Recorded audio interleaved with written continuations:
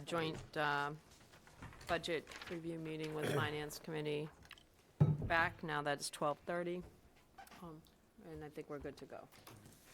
Madam Chair, Mr. Chairman, so now we're joined by Finance Director, Town Accountant Kathleen Barrett. In the absence of a treasurer-collector, she'll be presenting treasurer and collector. So specifically, treasurer is Department 145, collector is Department 143. Both of those departments can first be found on page 1 of the departmental budgets document, pages 2 and 3 on the next year budget, and pages 3 and 4 on the comparison report. And with that, Madam Chair, Mr. Chairman, I turn it back to you. Thank you. I think that we'll let Kathleen give an overview, and then we'll have any questions as follow-up. Kathleen? Sure. Thank you, Madam Chair. Members of the boards, Kathleen Barrett, Finance Director, and acting in the capacity of just finance in general in this instance. Don't have much of an overview. I think many of you are familiar with kind of the struggles that we've had in the Treasurer Collector's Office. We, at this time, do not have a Treasurer Collector on staff. We had been utilizing a consulting firm services, and we will be continuing through the end of this year. And our goal is to continue that service into FY25. We're very fortunate the consultant that we have has had over 10 years of treasurer collector experience and has also worked as a consultant for a number of years.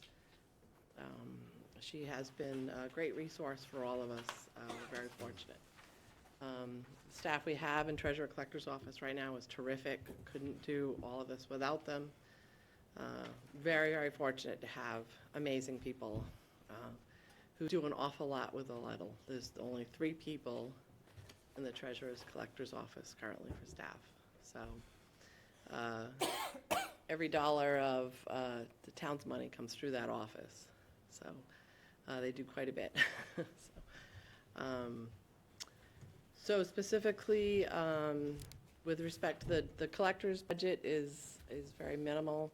It's more the part-time expenses like sticker sales. The treasurer's budget is the one that's a little bit different. Currently, we have the treasurer collector's salary is in the salary line. There, ideally, there will be the treasurer collector full-time that would be hitting that salary line at some point, but we have no idea when that would happen. So in the expense budget, in addition to all the other expenses and services that we're contractually obligated to pay in our standard operating, there is an additional $50,000 in consultant fees. And because we have the open position in salaries of $99,139.96, if we utilize that full contract amount, we still would have $49,139.96 would be still unused. So overall, between salaries and expenses, the budget, we would not go over, we'd actually have funds remaining. Any questions on that particular subject? No, just to reiterate past conversations, this is assuming that we need the consulting services. We need the consulting services. As of right now, but this is assuming that starting the beginning of the fiscal year, that we haven't actually hired somebody. If we've hired somebody, we no longer need that contract. It would be hard to speculate because we would have to hire someone who's had years of an actual treasurer collector utilizing the most upgraded munis that we have, which is needle in a haystack, unfortunately. I for one, would like to see part of that contract at least be considered with the treasurer collector's salary, and this is not a new conversation. This is something that we've talked about the past 2 times we've talked about this. But I'd hate to go into this new fiscal year with being told that with how much time we have left that we need a $50,000 contract. And in my opinion, if we hire somebody, or get somebody, they're going to be qualified, or we're not gonna hire them. Certainly, yeah. I mean, in a perfect world, if we hire someone who, can step into the role and perform the tasks that the consultant would do, we would limit the contract. It's a ceiling, it's not a floor. So we do not have to fully utilize the contract if in fact we are able to fill that role. And then just through you, Chair, to the town administrator, in this week's packet, we are announcing that we are putting in an interim treasurer collector. Correct. Maybe that can just be explained to everyone else in the room. Thank you, absolutely. And let me also own an error. I was asked and I answered incorrectly. So you'll be relying upon Chapter 41, Section 40, which says, in the absence of a treasurer-collector, a temporary treasurer-collector may be appointed. That's the act that you're doing. I incorrectly used the word interim. It is a scrivener's error, but still allowed. In other words, it is not going to be the permanent individual. As our finance director has indicated, we are presently relying upon Eric Kinsherf, CPA, LLC. Mr. Kinsherf himself is someone that's well-known to administrators, managers, and finance folks, not just on Cape Cod or southeastern Mass, but actually throughout the Commonwealth. And Eric and I worked together for several years directly, where he was the treasurer-collector in the town that I was in. So Mr. Kinsherf's firm was hired. We're relying upon them first and foremost for training. In other words, Andrea Ackridge, as the temporary treasurer collector, will have a primary responsibility to train the existing staff, ongoing as we've been doing, but also related to some other things that are coming up, such as the borrowings that will occur for the wastewater projects under Phase 3 and all of that related information.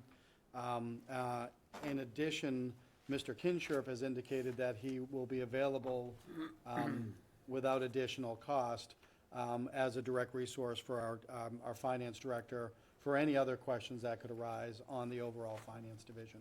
So Monday evening, so I was able to execute a Chapter 30B contract. The totality of that contract was under $75,000. And so the contract is anticipated presently to run March 1st through June 30 of this year. There is preliminary discussion that if we needed to continue, we would do another 30B contract in the next fiscal year. Because of your presumptive action Monday night, Ms. Ackridge will be understood to be the treasurer collector under the statutes, and to continue to move us forward. I hope that answered everything. Absolutely, and follow up, the contract that we're currently under for the consultant, how is that being funded? Because we didn't anticipate that last year during budget session. How is the, not the new contract that we're gonna vote on, but the services that we've been using, what's that being funded under now? It was not budgeted. I believe they're the same. It would be the salary and wages line item for the presumptive treasurer collector. That's the March 1st contract. I would defer to the finance director if I'm incorrect on the previous contract. Yeah, we did it under professional services as an expense rather than a salary line, so we could have have the right expenses in the right accounts. So what does the professional services line item in this budget look like? The same as last year? So for professional services, bear with me just for a moment, just want to make sure I don't guess, but give you see, even the people who use Munis all day still struggle with the report, so. Reading glasses doesn't help. Of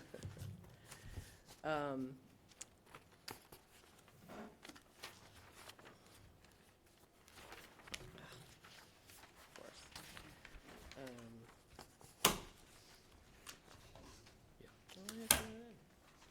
So I think we Kathleen- have it at 67,200. Can you just read Yes, yes, which header? sorry, yep. It's page It's the 3. next year budget comparison report. Yeah, Kathleen. page 3. Third down. So that line item hasn't changed, and I guess my question to the finance director is, why aren't we using professional services rather than do a contract enhancement? And if so, or another contract in salary and wages, why we wouldn't reduce that line item? We're just adding to it. My understanding was we were paying the contract out of the professional services account. We're using the funds as a whole for the treasurer's department, you know, is the treasurer's account, you know, the treasurer's salary is in the salary section, because everything is split, whereas normally we're looking at the department as a whole, so I'm not actually charging the expense for her contract to salary line. I mean, if, that's not the best practice, because it's really not a salary, and Okay, follow up. I'm looking at treasurer, salary and wages, and treasurer expense. I'm looking at the right lines, correct? And it shows a 45.9% increase, 56,015.82 in that line item. So yes. And that's the departmental budget report that you're referencing. that is correct. So, and then we're looking at something else called other professional services of $67,200. Of which is the treasurer's, which comprise the treasurer's expense, So you're saying it's the same number in different places? yes. Just saying, like, as a whole, like, the department as a whole is not going to deficit spend. This is my intention, or trying to clarify that. I'll yield there, but I'm still confused. As am I. So Well, if I'm, I just want to make sure we're understanding it correctly. So if it's in that budget line item of the 67,200, why would it be in a second? Am I asking that? That's exactly how I'm seeing it. we don't have the same, we're not charging the same expense to two lines. We have the treasurer's salary, you know, because it's a union position, has to be maintained, so that salary budget is there. But we don't plan on expending it until we hire a treasurer collector. So though that budgeted amount will stay as it is until such time we actually hire a treasurer. Okay. And then the consulting expenses will be charged against professional services. So, If I Sorry, may does- ask? yeah, go ahead. Sorry. Because in my original budget message and report, under enhancement of services, I had two tables. The first one is personnel-related, which were referred to as salaries and wages. For Department 145 Treasurer, there's an EOS amount of $53,000, and the comment is additional staff. That is not to the treasurer-collector consultant, correct? It is not, no. It is So- a completely separate item. It was, I don't know if that was the question that was being asked. I thought we were talking about the consultant services solely. Well, if I may, there's an enhancement of service request that gets to staffing. It is not, as I understand it, staffing related to the treasurer collector. It is assumed to be additional staff resource. So perhaps an existing title that we have elsewhere, like, It would be an additional executive assistant or administrative assistant position, similar to the two staff members that we have currently. EA, okay. So, But that was an enhancement of services, that's separate. It's not within the text of the budget. It does not create that 45.59% increase in treasurer's expense. It's not in the budget summaries at all. and then, I think to the other conversations, if you look at the departmental operating budget spreadsheet, which is page 1, under treasurer expense, there is a dollar amount of $135,653, which reflects a 45.59% increase year over year. And if I'm hearing everything correctly, Finance Director, that was for a contract.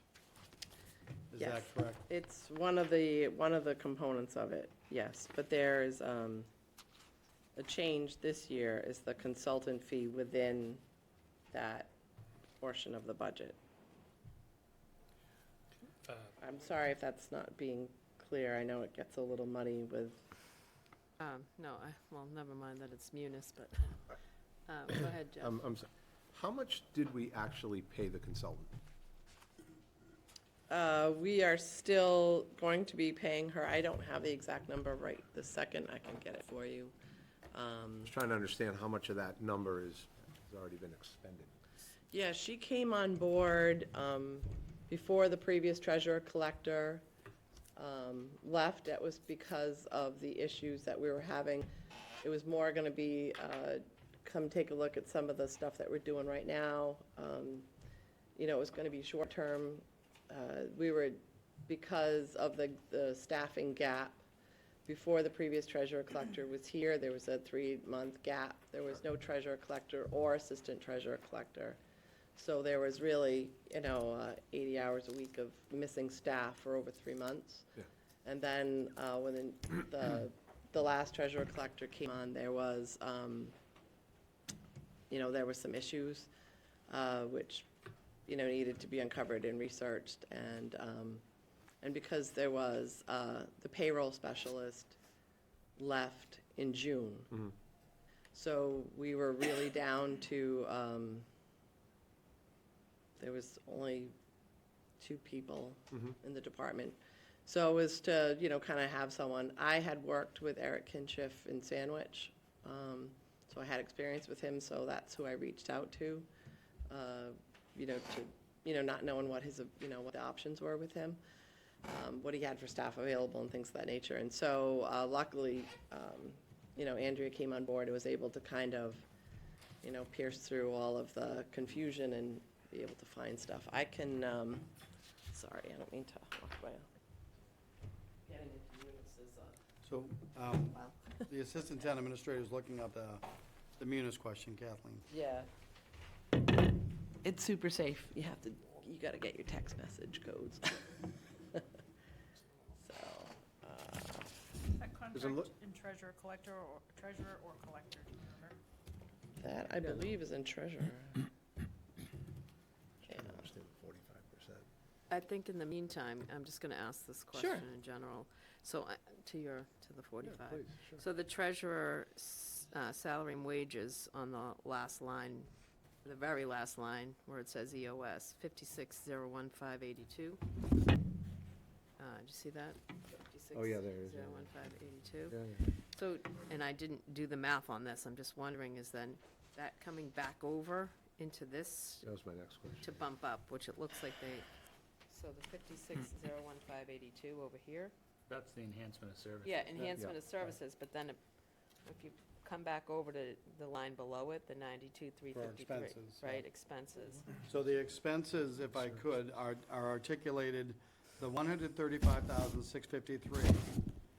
The significant increases are in other professional services. Right. And again, I think that's predominantly for a contract for consulting services, where it is roughly $50,000. Okay, so that's what it's, Then there's another purchase services that went up by $3,000. And so I think that generally captures why we went from 93,173 to 135,653. If you're comparing the 2024 revised budget column to the 2025 town administrator column. say that again? Sorry, I'll show you, it's the other report. So you're looking at, so the departmental budget worksheet, Yeah. this shows what we put in Appendix B. And then the breakout of that is in the next year budget comparison Yeah. report. So you can see Not yet. previous year, current year, and the major expense line is other professional services. Services, yeah. Separate and distinct from an EOS that was requested but not reflected in my budget. Okay. So back to our original question on the 67,200 plays into this number. It plays into the Yeah. 135, correct. Okay. 135,000, sorry. Julie? Oh, sorry, Don, go ahead. Thank you, Madam Chair. I'm confused, and I just want to bring this down to something that everybody can understand in English. All in, for all contractual services for the finance department, in all of its constituent elements, we are capturing all the contracts, payments and services that we anticipate to do in that one change for the 45% everywhere? That counts everything that we're going to contract for? I don't believe so. We're only keeping it to the treasurer and/or collector lines. When you talk about the entire finance division, you would still have assessors, you would still have accounting. I do not believe those are covered there. Okay, but that's my point. There's no discrete number that we can wrap our arms around and say, we're going to spend this much on contract services this year for that whole thing. We can for the treasurer's office, if that's the goal. Well, I guess the follow-up question to that is, can we have expenditures, if it can't be in one, to Dawn's point, then broken out, so that this is what we're using for treasurer collector, this is what we're using for any other portion of that contract? Yeah, so we have an idea of that, we're doing these services, but we haven't always done them through contracts, we've done them through employees. So you tell me, in this year, what the mix is between employees, globally, employees and contract expenses, because when you break them out, it's hard for us to understand the depth of what's going on.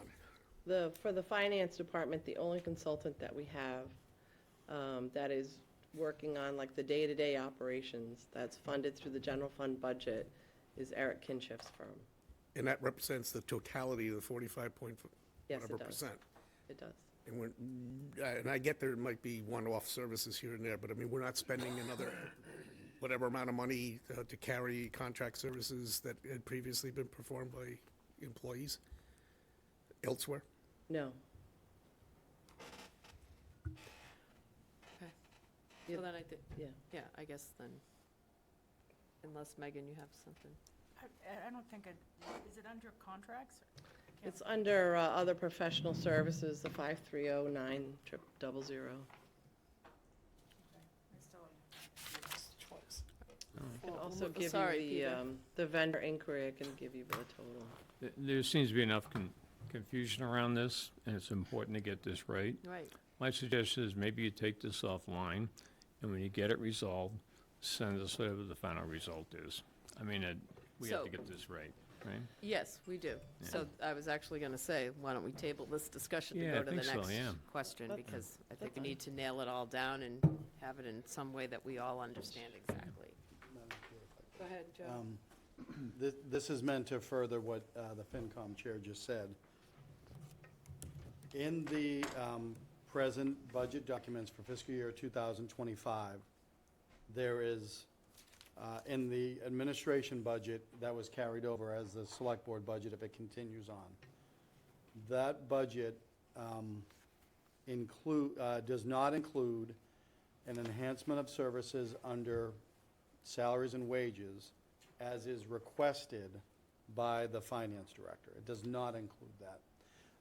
Under the department line for expenses, there are funds in there that were not coded as enhancement of service, but that were put in there as a budget increase year over year.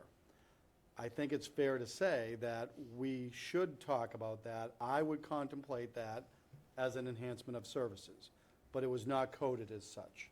And so I think it's going to be more of a policy discussion amongst select board, town administration, and finance in the short term. My point is, get back to us when you get it figured out, that's all. Yeah, I just wanted to put that on the record for the benefit of Yeah. going forward. Thank you, though. Okay. And just to circle back, I just want to make sure that,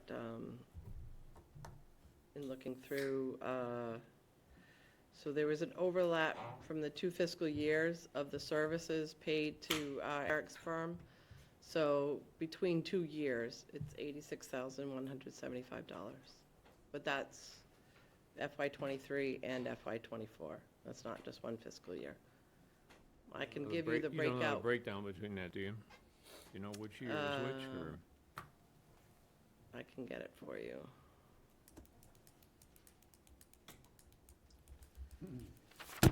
I would, I think, if I may, Madam Chair. Yeah. I feel compelled to add, I believe that figure does not include the contract that I will be announcing Monday evening to the select board of about $48,000. Exactly. So I think that 86 figure gets us to February 29th, so to speak, and 48,000 is March 1st to June 30th. I think that's accurate for transparency purposes. Thank you, Joe. So I think, yeah. go Madam ahead, Chair, Michael.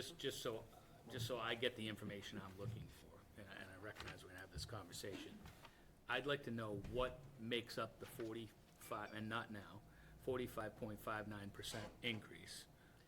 Very simply, without, just exactly what it is. And then I would like to get what I requested earlier on the 56,01582 enhancement of services, what that is, what the ask is, what the notes for the ask are, and some sort of rationale behind why we're doing it, including, I've heard that we only have X amount of employees. We have only had X amount of employees, so, like anything else we do, some rationale behind why we're doing it, and not just because we're behind, if we're contracting all of this help on top of that. Yeah, and I think that's why we need to, Yep, I'm just Get wanted to those put it on the numbers. record, so Yeah. that, It's fine, yeah, I'll be able to provide that detail too. thank you. okay, so on to that item. You want to give an overview on the next portion, Kathleen, or do you want to? The assessing? Yes. Yes, the Director of Assessing is here, and I'm going to defer to her, but I'm going to be here just in case. Okay. If I could, we covered treasurer. Were there any questions on Department 143 collector? Yep. Any questions? No? So then, thank you, as we welcome Carly Jones, our Director of Assessing, and as the Finance Director mentioned, we are now going to Department 141. On the operating budget report, the assessing budget comes on page 1. On the next year budget report, it comes under page 2, and on the comparison report, it falls under page 3. And with that, Madam Chair, Mr. Chairman, we turn it over to you folks. Thank you. Hi, Carly, welcome. Thank you.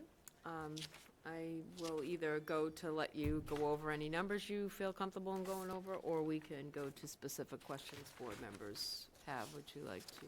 I can give an overview. It's not much. The salaries and wages are down 9.64% because of the turnover, all new positions. And then the increase in expenses for 10% is due to our evaluation program cost increase. And that's pretty much it. What's that program, the evaluation? PK, Paul Capino's valuation. Oh, okay, yep. Any specific questions from select board members? I only have the one I asked earlier, which is your board, which you can't answer for your board, but do they have a time frame, or have they given you any estimates on overlay surplus yet? That is on the agenda for March 25th. Okay. So I will know then. Thank you. You're Jeff? No Don? questions. Any questions? I'm good. Okay. Peter? I don't. Anybody have any questions? We're good. That was Okay. easy. That was easy, yeah. Sorry I had to do all that work, but, That's all right. Better safe than sorry. yeah, Thank you. well done. Okay. Well, I would say I appreciate Kathleen got me that breakdown after one of our previous meetings on PK evaluations and the change in that contract, so thank you, Kathleen. Right. Thank you. That was so quick, I am not even ready to introduce the next one. Next up is our Director of Youth and Family Services, Ashley Symington. I think I may have gotten it right for the first try for the first time ever. As Ashley comes forward, you'll see that her budget information is on page 4 of the department budget, page 16 of the next year budget, and page 26 of the budget comparison. And with that, Madam Chair, Mr. Chairman, I'll turn it back to you. Hello, Ashley. Hi. Thanks for joining us on Saturday afternoon. Happy to be here. So, same thing, I'll let you do an overview, and then we can open it up to questions. Sure, absolutely. So general overview, so there are some cost increases in some of the line items due to just increased costs in marketplace services and for supplies and clinical supervision. My biggest piece, I guess, that's going to be increased is enhancement of services, requesting another clinician to come on board. So that we would have myself and one other counselor or therapist to be able to provide additional services and supports to youth and family.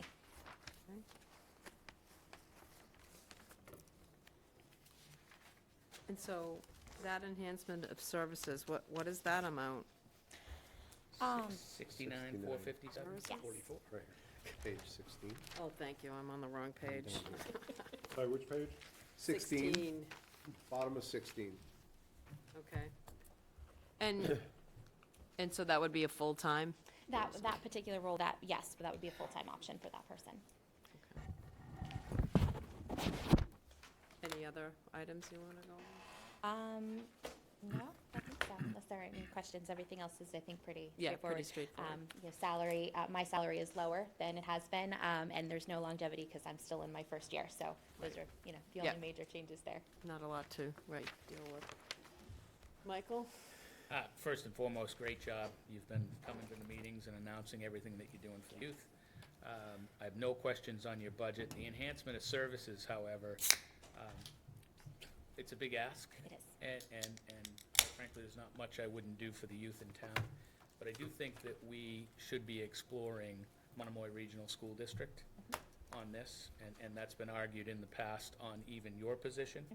So how much work have you done with Monomoy Regional School District? Because they have similar asks in their budget this year. Okay. So given a lot of what we do is students of that school, shouldn't we be exploring sharing in some of this coming out of their budget?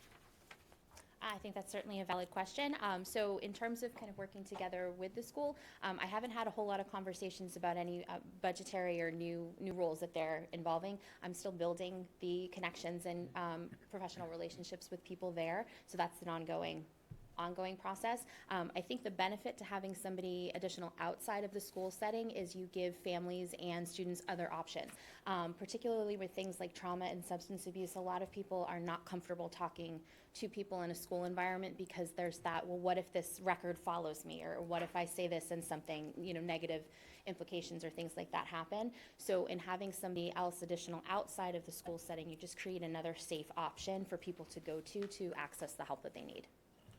That I certainly appreciate. I just wonder how much of what you do could fall under a school role. Obviously, some of what you do is that, and very, very private and outside of the school. I would certainly hope that as we start conversations with Monomoy Regional on the Finance Committee level, and as the board continues on their budget, knowing that they're asking for some of this same stuff, that we start those Sure. higher level conversations rather than just adding another position on the town side. My own opinion. Thank you, Michael. Don? Thank you, Madam Chair.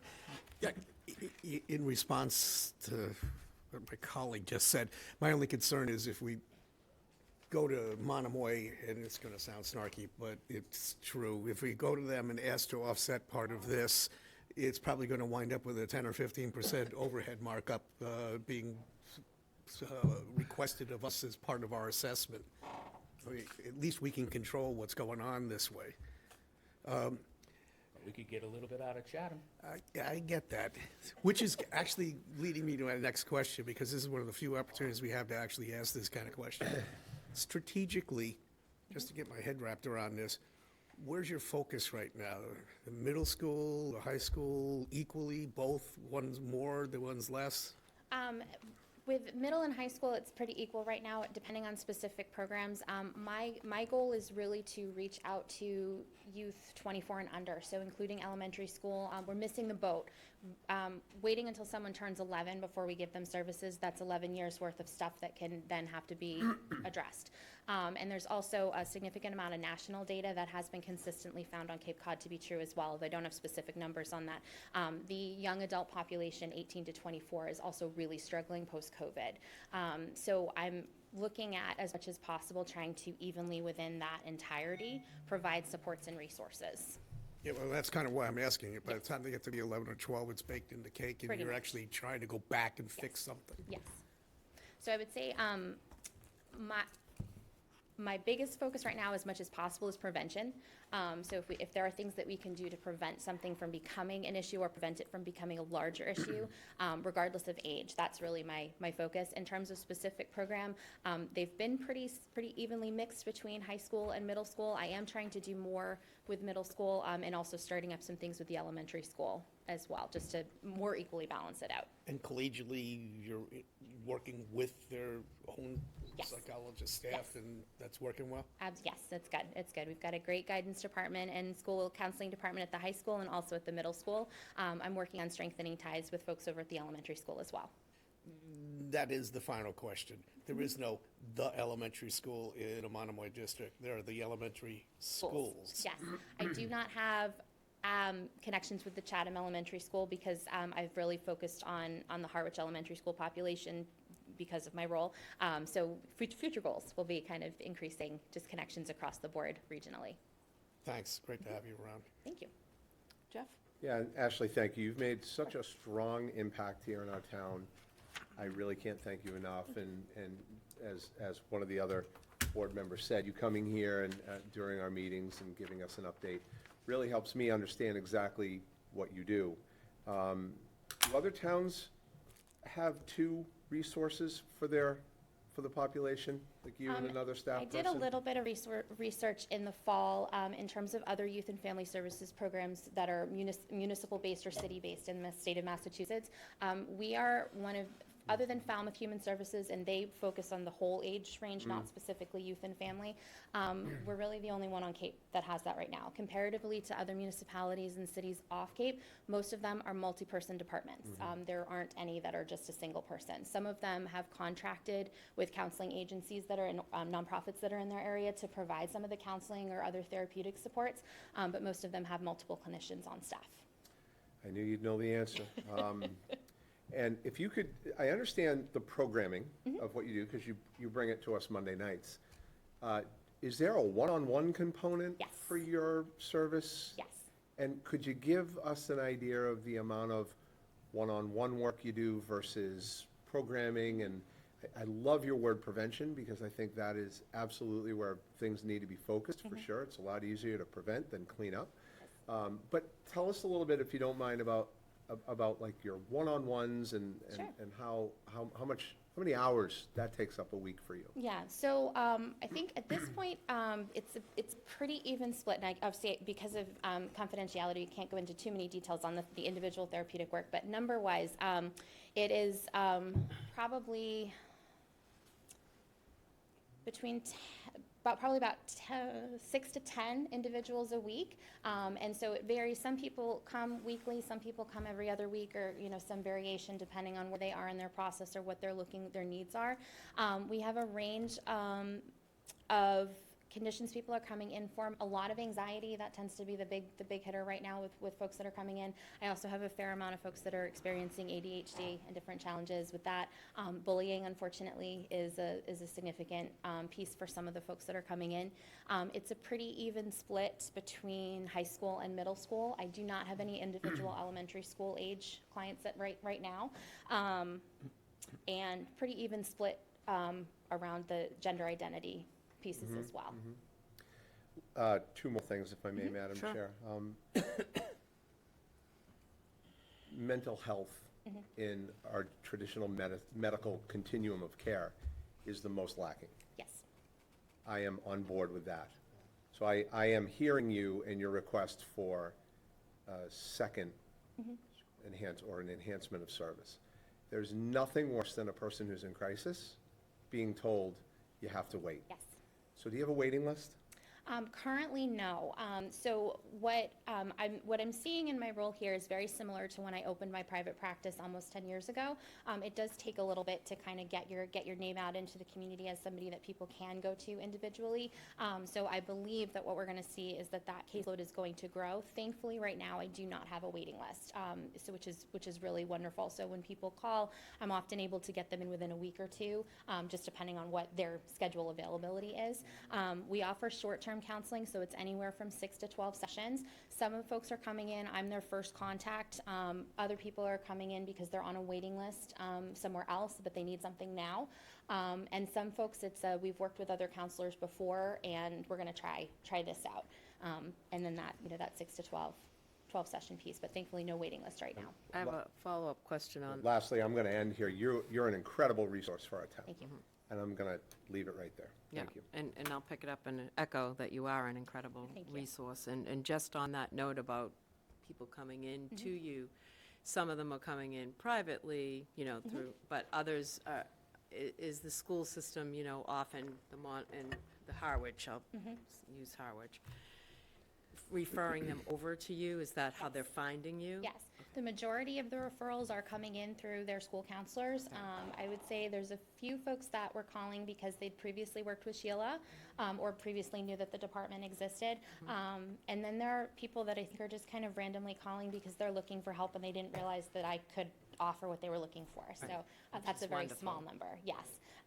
I have done work kind of getting the name out there with other area agencies and organizations to try to collaborate both, so I have handoffs for if someone needs longer than what I'm able to provide, but as well as, we've had a few situations where clients are on waiting lists for agencies, but it would be great if they could see someone now, so. Yeah, so they've you're been sort able of to come in. triaging till Exactly. they can Yeah, get over to. it's giving, well, it's kind of Band-Aiding Yeah. is really, if we bottom line it. Yeah. But it's at least giving them a safe space to talk and Right. some different coping skills, tools, and strategies to hopefully alleviate the problem from becoming worse.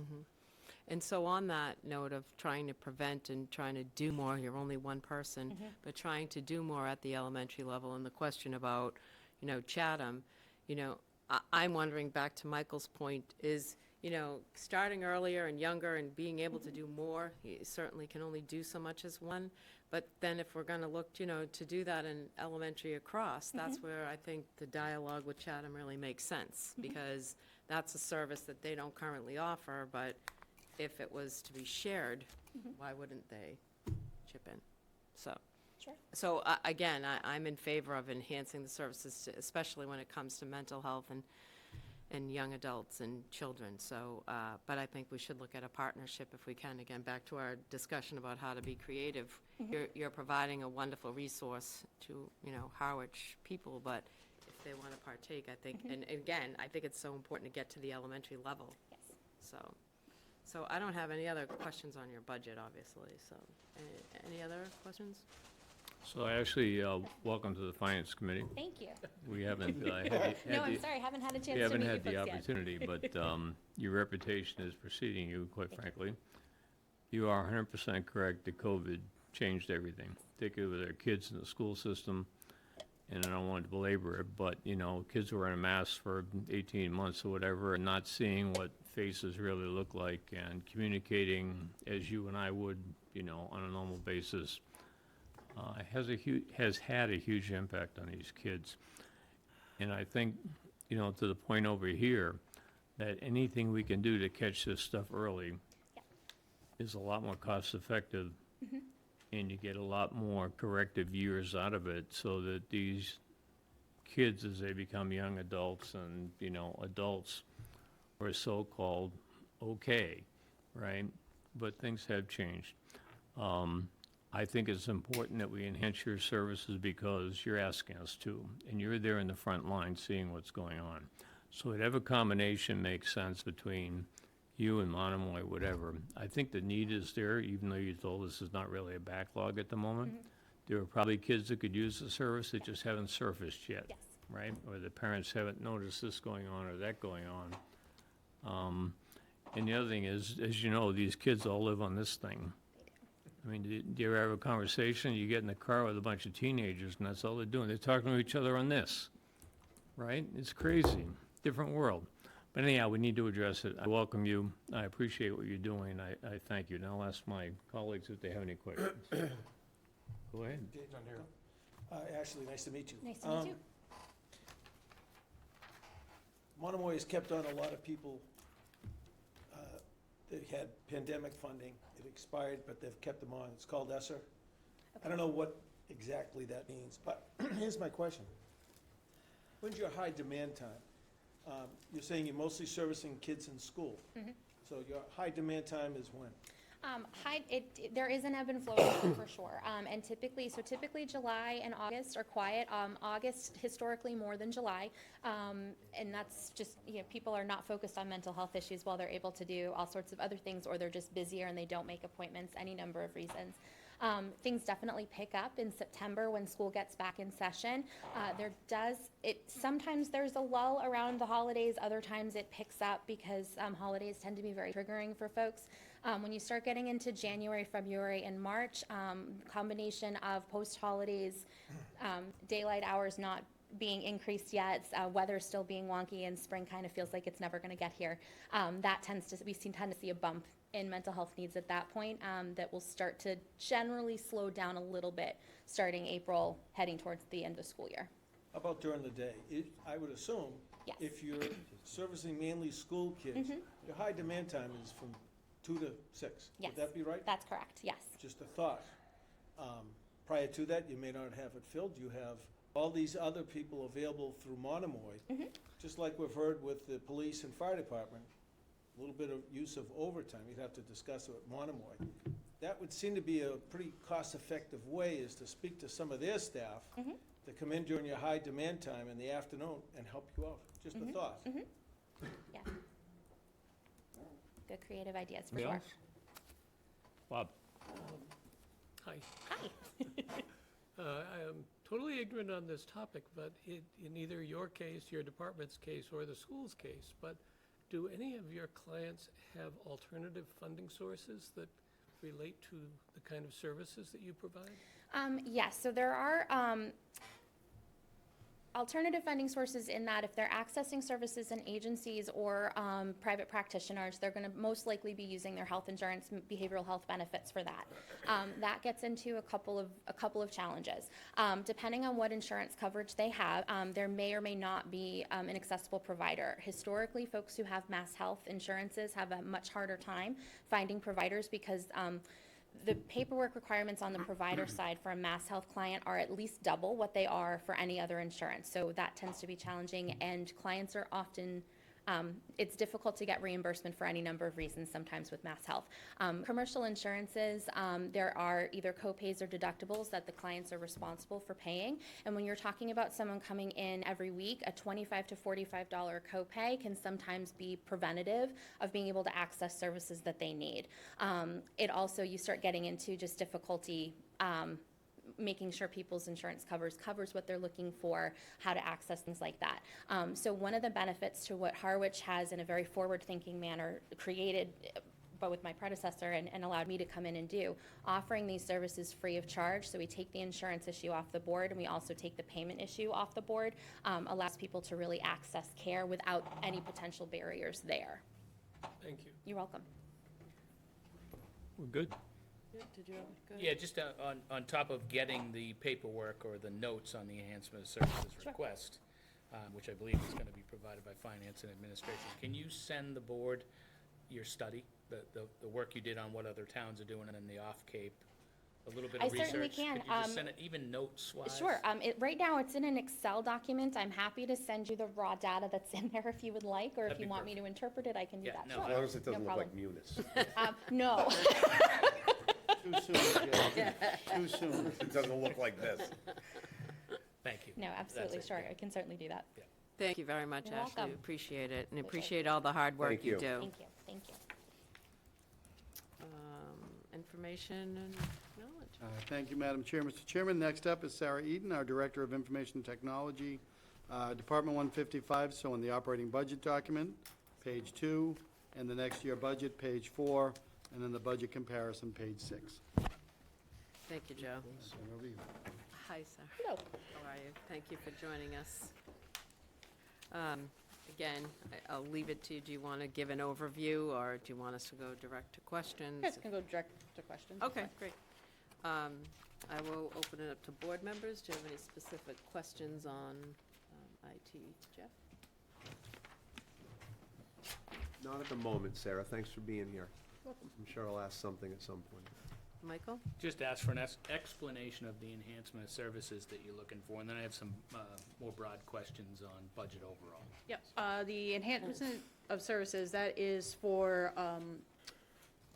getting a licensing for emails for board and committee members, so then that way they all under the town emails address. That'd be amazing. I think, Julie, we talked about that about 8 years ago. Yeah, it's been a, it's been a process. Looking more at the IT department now versus the IT department before, when in between the past IT director and yourself, we hired contract services with Barnstable County. Yep. Then we hired you, and we've now retained Barnstable County. What level of conversations are you in with administration or has it even been broached on when we're going to be able to let that contract with Barnstable County go? And that might include another half-time IT person. I know that you've spoke about this before, and I've been provided with everything I've asked, but it's going up, and it's going up, and it's going up. And we're still hanging on to contract services from the in-between. Can we expect something to come before us for a real enhancement of services for a half-time or a full-time second IT person, or are we planning on just continuing this contract with Barnstable County indefinitely? I've had some conversations with Joe, and we were definitely like, to look at, instead of having the contract services with Barnstable County to have a second IT person. We haven't really gone into full discussion on that. But I think that is in the plan to do that, because then that would alleviate some of the issues on some things. You know, and Joe, I appreciate, we've dove into this in the past, and there's a lot of different IT functions. So the IT department isn't necessarily the IT department as a whole, because we've got fire, we've got police, we've got Channel 18 doing a certain amount, including web stuff. When can we look at, certainly now's not the time, but when can we look at an overall overview of IT and who does what, and how we can make more of a department across the whole town rather than individual and contracts with Barnstable County? So I think, for me, my preference, and I'm sure it might be Sarah's preference, is as soon as we put the May, or the 2024 annual town meeting to rest, we can certainly start those conversations.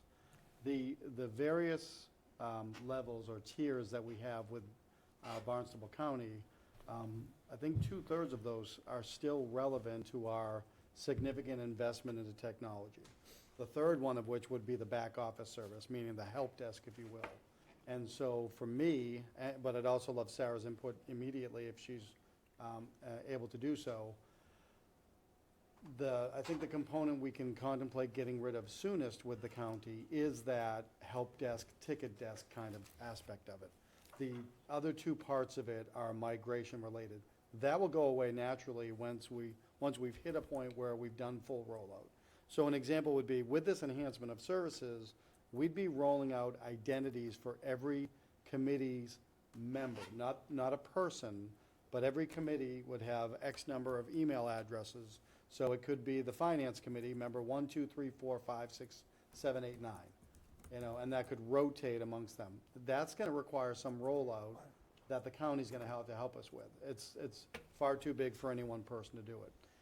Additionally, I also wanna put out there, we still have a contract with HubTech. Now, HubTech came out of the public safety side of it, but that is still IT, and they're helping us on the cloud and security. So, we can absolutely start talking as early as May about the organizational structure of IT as we envision a time without those contracts. But I also just want to put out there that, there's grades to it. If I think I remember correctly, we extended through the board the IMA, the intermunicipal agreement that we have with the county, and that is set to end in June of 2025. So there is a natural end date coming anyway. Well, thank you, we've come a long way. Joe, which line items are the county and which ones are HubTech in the budget? They are both under the support line Support is item. both? Do you have the organ object, Sarah? Is that what you're looking at? Yeah, so, Is it 530902? yes. Okay. Madam Chair? Yeah, sorry. Thanks, Madam Chair. I get where Michael's coming from, and I agree with him, but I also want to back off a little bit, because you and I have had conversations throughout the past year. We have to really look at where you started, where you are, and where we need to be. I mean, you have torn apart, you started with 2 servers that were somewhat discrete. You had licenses for software that were all over the map. Some were old, some were new, some changed formatting to others if you sent things to them. The way that you're managing the mailboxes is different. So it's not the same as most other departments where you've got a mature ecosystem and you're just tweaking things, each year to upgrade them. Because I know you had to undergo a massive redesign, including the web page, which I think we could all agree was something of a disaster, the way it was constructed, because it wasn't really efficient in terms of productivity and the way you had to post things to it. So, I mean, I really appreciate where you've dragged us to, is kind of what I'm saying. And I know that there's a lot more work to do. So, but to Michael's point, it would be very helpful to understand globally, okay, how much more is there to do and what does that cost and who's doing it? Peter? To that end, maybe you have it, I don't know, but, I think about this thing and say, hey, what's the 5-year plan for IT? I mean, that's the way I look at this, and then you develop what that plan is, these are the items we need to do, put some timeframes on them, some dollars on them, and then as we go through this every year, you kind of update it and say, okay, we got this done, this technology changed, so we're gonna go in a different direction, we're gonna go do this. Because, face it, IT is very dynamic, as you know. But I think if there isn't one in place, there should be one in place. So. Anybody else? Last year I'd asked about a newsletter, and I think if I remember correctly, the answer was, it was a software issue we're still waiting on. So my question is, I'm not asking about a newsletter per se, but do you have the software now? So in case the town wanted to have a town newsletter, or if we put a short-term rental registration in, do you have the software available now to respond to those two things? When the new website platform is up and running, it will have the capability for the people to register for all different things. So you can have all different types of e-newsletters and mailing lists and stuff that people can register for. So it'll be much more dynamic for people to have information and to post information to the town website and for them to get it. What's that called? It's Civic Plus, so it's their Evolve platform. Okay, and when will you get it in? They have started pulling the data from our current website to port it over. That'll take about a month or so. We are looking to present it to, at town meeting, and then hopefully we'll be going live end of May, beginning of June. Great, thank you so much. You're welcome. If I could, Madam Chair, Mr. Chairman, just add on that. Some of the other technologies, applications we were talking about, Mark, is related to SharePoint. Yes. If I'm saying that right. So within the suite of applications that we have, because we've gone over to the 365/Teams environment, we have far greater capability to do that. So we can either contemplate something that ties to the website. That may be the path of least resistance. There are certainly intranet type of documentation that we could do for a newsletter. In any event, in both cases, what we're talking about is electronic format, not, say, paper format or hard copy. Yeah, of course. Thank you. Any other questions? So just go right to Copilot. So I just want to say thank you for bringing us into the 21st century. You're welcome. It's been a long time coming, and I see the improvements every day. I'm not a big fan of the Outlook app, but I understand the security issues, so I deal with that. And I'll be so happy to see you be able to move the rest of this forward, because I saw what you did in Orleans for their annual town meeting, and so I look forward to that for next year, because you did a fantastic job on your educational materials and on the website and stuff, so. Thank you. So thank you. You're welcome. If you had anything to do with me not getting those security tests anymore, I can't thank you enough. And I'm sure the town thanks you Just as wait. well. There's more coming. Oh, good. But they're You drove different. that? It's because Michael and you keep clicking on the links. The quarter past, that's all that was. I'll tell you. I got a DocuSign, and I want you to be proud of me. I sent it to administration and said, this could be fraud, I'm not opening it, but I was wrong. It was Using real. an abundance of caution, and we appreciate it. Yeah. I think Jeff's the only one that opened the fraudulent. I sent $20,000 to someone in prison overseas. Nigeria. Thank you Line very item. much, Sarah, we Thank you, appreciate sir. You're welcome. Which line item was that? Thanks again for joining us on a Saturday. Madam Chair, Mr. Chairman, next up is the Rec and Youth Department, so Department 629, and that would be respectively on page 4 of the operating budget, page 18 of the next year budget, page 28 of the budget comparison, and you should all have in front of you a one-page narrative provided by the Rec Director that speaks to his enhancement of service, new position request, which is in regard to Program Specialist 2. And with that, Madam Chair, Mr. Chairman, I turn it over to you folks. Thank you. Welcome, Eric. Thank you. Good Thanks to for having have you, and thank you for your one-pager. It's super helpful. I guess, why don't we let you just give a high-level overview, Sure. and then we can open it up to questions. Sure, yeah. So thank you. I'm Eric Beebe, Recreation Director. I wanted to start with, in our expense budget, in the past couple days, we found an error on our part, but the good news is it's a good error. Under 5780, otherwise. Eric, if I could, before you go. Sure, sure. What's the header of your report? That document there, is it a next year budget, or? You see the Yeah, meeting header? 20, yeah. It's, can you read it? The FY 25 here, you mean? Why don't you read that whole top section? We want to make sure we're on the same. Budget report. projection, 20251. That part, FY 25. So I don't know that we would have that, so if you give me 1 minute to Sure. get to, I think. we It's a can do break, this on yeah, it's a breakdown. Page 18, perhaps. Eric, is that the budget detail report, like all Yeah. the detail? Yeah, with they don't- details. They don't have that. Oh, they so- don't have that, okay. But if you could just tell them what Okay. account number it's under, I think they'll be able It's to. 016302, is that what they're looking for? Yeah. Oh, yeah. Yep, 016302. Sorry. Sorry about that. Catch up, give me 1 sec. Thank you. So in the next year budget comparison report, and Eric, what was the number again, please? 016302 and then 5780.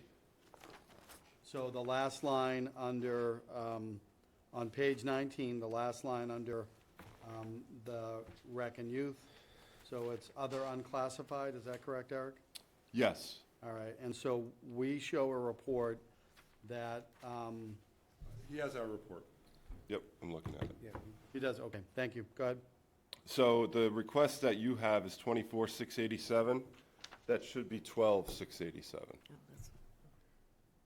So you could have had lobster for lunch. And 50 cents, the 50 cents for lunch. And 50 cents. 50 yes, cents. And for 50 lunch. cents. Just checking. Yep. So I wanted to start with that. Start with the good news. No, I'm good now. Yep, thank you. And that, just so I'm clear, is the, looking at the operating budgets, your line item that showed a 38% increase now would be half of that. Yeah. Thank you. Yep. So that's the big change in our expense budget. While we're on to that, Yeah, if go it's ahead. appropriate, can you just explain what now the 19% increase is in that expense line? In the complete expense line? Yeah, that's yeah. not an enhancement of services. What's So- contractually changed? The big items, our electric went up, that's a big bulk of it. We've seen rising electric costs for all our bathrooms, all our facilities that we have electric in. We also anticipate having another facility. We have funding right now to put in a new restroom at the Senior Memorial Softball Fields, so that will add additional electric to that. That's the bulk of it. There's also an increase, a larger increase in rentals and leases. We've seen the cost of porta potties going up as well. Those are the two that are the bulk of it, and there's also an increase in bulk fuel that we're looking at. That explains most of the percentage there. There's some little things, and then there's the separate enhancement of services as well. Thank you for that, Eric. Yep. The only question I have, and I guess to administration, is I believe the DPW director was showing across the board a bulk fuel discount this year, that bulk fuel is gonna be less. We're talking about the same bulk fuel line item? I don't know that we are, because I think what the director's getting to is bulk fuel for the town from the county for our gas pumps. Is that what you're tying to? Yeah, yes. Okay. Can we Then just we- yeah, we'd look have to- into, absolutely. Link's statement was that the bulk fuel was going down this year, not up. It's a minute amount at this point, Yeah, Eric. yep. It's not Yep, the 25,000 it was, it's much less, and the electricity makes a lot of sense. sure. But if we could just get an answer so that we're all on the same page on bulk fuel, that would be great. Yep. Thank you, Eric. Yep, no problem. And then we do have an enhancement of services request to expenses. Let me just pull up my right page here. Enhancement of services, sorry about this, I got too many pages. Eric, if I could, while you're looking Yep. at that, we show two. We show one under salaries and wages. Yep. An additional position, and then under expenses. Yep. Onboarding related to that position. Is that correct? Yes, Okay, yep. thank you. There's also, under expense, enhancement of services, there's a new office copier. We put in some money for professional, we titled it Professional, Technical, and/or Related Services. This is for unanticipated engineering costs for projects that come up, design costs. We've seen that more and more with some of the bathrooms we put in, some of the recreation facilities, pickleball courts, things like that. It's also adding in, we do have a line item for advertising, but there's zero money in that right now, so we want to add into that some funding. We are looking we do obviously a lot of social media advertising, but we like to advertise on the Mass Park and Rec websites, the New England Park and Rec websites. That costs money. We also look to do more brochures, more professional brochures, beach brochures, things like that. So I think an advertising budget to get the word out about our programs and opportunities is appropriate. That covers that, and like Joe said, we do have a more significant enhancement of services request for staffing, and that's for a Program Specialist 2 position, brand new position for our department. We currently have myself, we have a Program Specialist 3, we have a part-time Program Specialist, and we have our Executive Assistant. We see with the expanding needs in town for youth, adult, senior recreational opportunities, with the expansion of all our rec facilities, our seasonal programs, our seasonal staff, we need help. And that's why we're asking for this.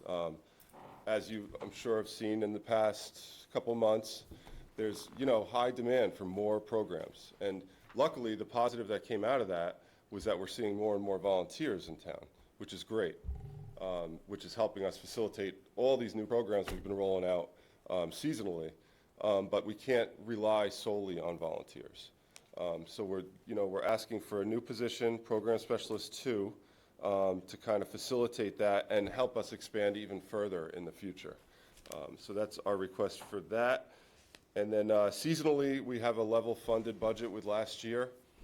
We plan to have the same staff as far as lifeguards, swim instructors, gate attendants, parking enforcement officers, and beach supervisors and waterfront directors. We're scheduled to open up beaches June 22nd.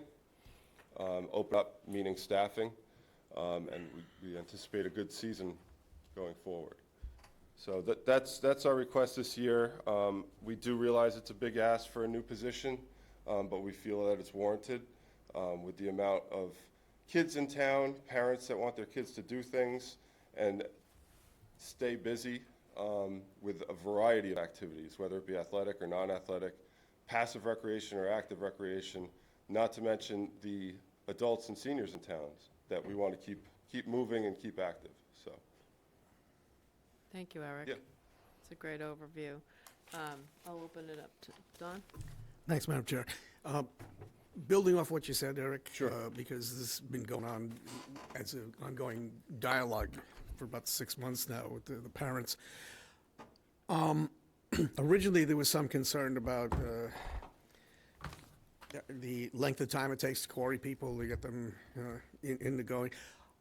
Do you have a process right now that's not chasing, like a program that's coming up in 2 months? You got to look for people now where you can actually collect people into the system. They're already pre-qualified because they've been queried, and they can be called upon in the future to help out with this stuff? Yep, so we've been doing all the since we've had all these volunteers coming in, we did develop a process for volunteers and any, part-time staff, revolving fund staff. We do the queries in-house.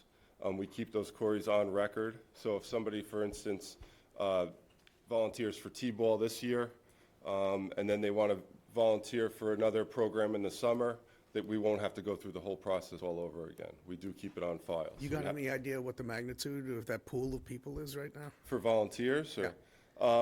We started getting a high influx of volunteers for the winter season after this all happened. And I believe this winter we had 7 or 8 volunteers either running or assisting programs for us, in addition to our staff that are doing programs. And they could do that online, Yep, through our there's a query website? form online, yes. Through our submit to you, not Yep, just the call yep, rate, but submit yep. their names? Yep, they have to submit their name, and it also requires a copy of their identification or license.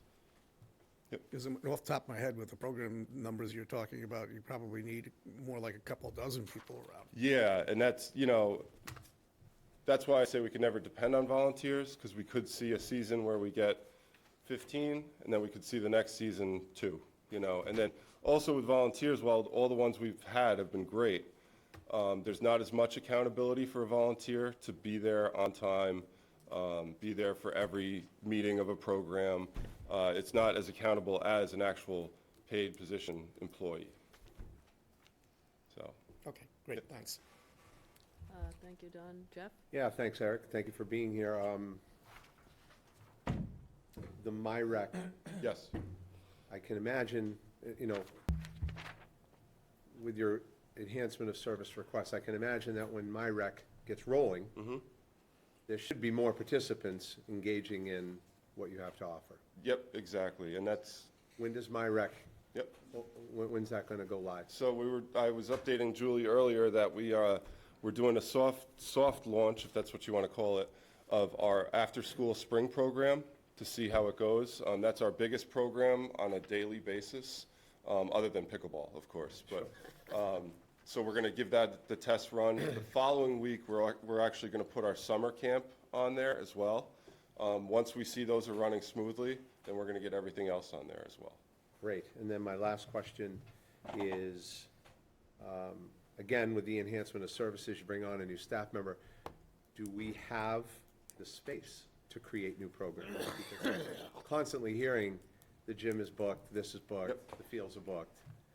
Well, we're trying to be creative with that. Obviously, we have the gymnasium over at the community center that we work well with Carolyn Carey on booking that. We're working very well with Kara over at the 204, using that gym as much as possible. But we're trying to come up with other programs too that could use activity rooms, multi-purpose room if we had to. And then in the good seasons, spring, summer, good weather seasons, we have an abundance of fields, so that helps us. But in the winter, we're trying to be creative. Just for instance, I'm working on finalizing a new program for the spring for youth gymnastics. We're kind of morphing it into an intro to tumbling, so it could fit in a smaller space. So the lack of gymnasiums, it's pretty full, Right. so we can move it into a smaller room. So we're trying to adapt as we can. So other than pickleball, Yep. let's talk about the youth. How often are they over at the 204? We have them over there right now. Currently in the winter, we have a youth pickleball clinic. We have a youth indoor field hockey program, and we have a youth indoor soccer program. And those are all in the gymnasium? Yes. Yep. That's great. That's in addition to what we have at the community center. addition to the community Yep, Yep. Great, thank you. That's all for me. Briefly to follow up on one of Jeff's questions. First, I'm excellent at tumbling. I've been Are you courting Jack- volunteering to teach it? Volunteer. This is really going south now. What do you have for an assessment on the space, right? So if you have you've listed so many programs lately, it's a bit overwhelming, and I don't know how you guys do it. But when something doesn't work, and for instance, Jeff and I had a meeting at the community center not long ago, and it was blocked off for, I think, open basketball or something, but nobody was there. Yep. And that's happened more than once when we arrived. How do you assess and then determine something just not working and there's a much better program to put in that space. Yeah, so typically, especially when we start a new program, a brand-new program, if it's a program that does not require a lot of overhead, a lot of equipment to buy, things like that, we'll put it out there for registration, see what we get. If it's a new program that does require a lot of overhead, like like archery or something like that with a lot of equipment, we'll do something like an interest sheet to see what what kind of interest there is before we put an investment in the program. If we see a program that is scheduled in the gym and the gym's a big space and we only get 3 kids registered, what we would like to do is try to move it into a more suitable spot to open up the gym for something else. So we're going to continue to do that. Things like open gym are hard to predict. I've seen, days where there's 50 kids there, and then the next day there's 3. So, it's not a register ahead type of event. So that's a lot of times where you see the variety of numbers. Okay, thank you. Just my follow-up, Eric, is I want to say that, I know the last few months have not been easy, and you've certainly expanded programs, and I certainly appreciate your need for additional help, especially when parents are looking for more, and you're trying to do more with the same.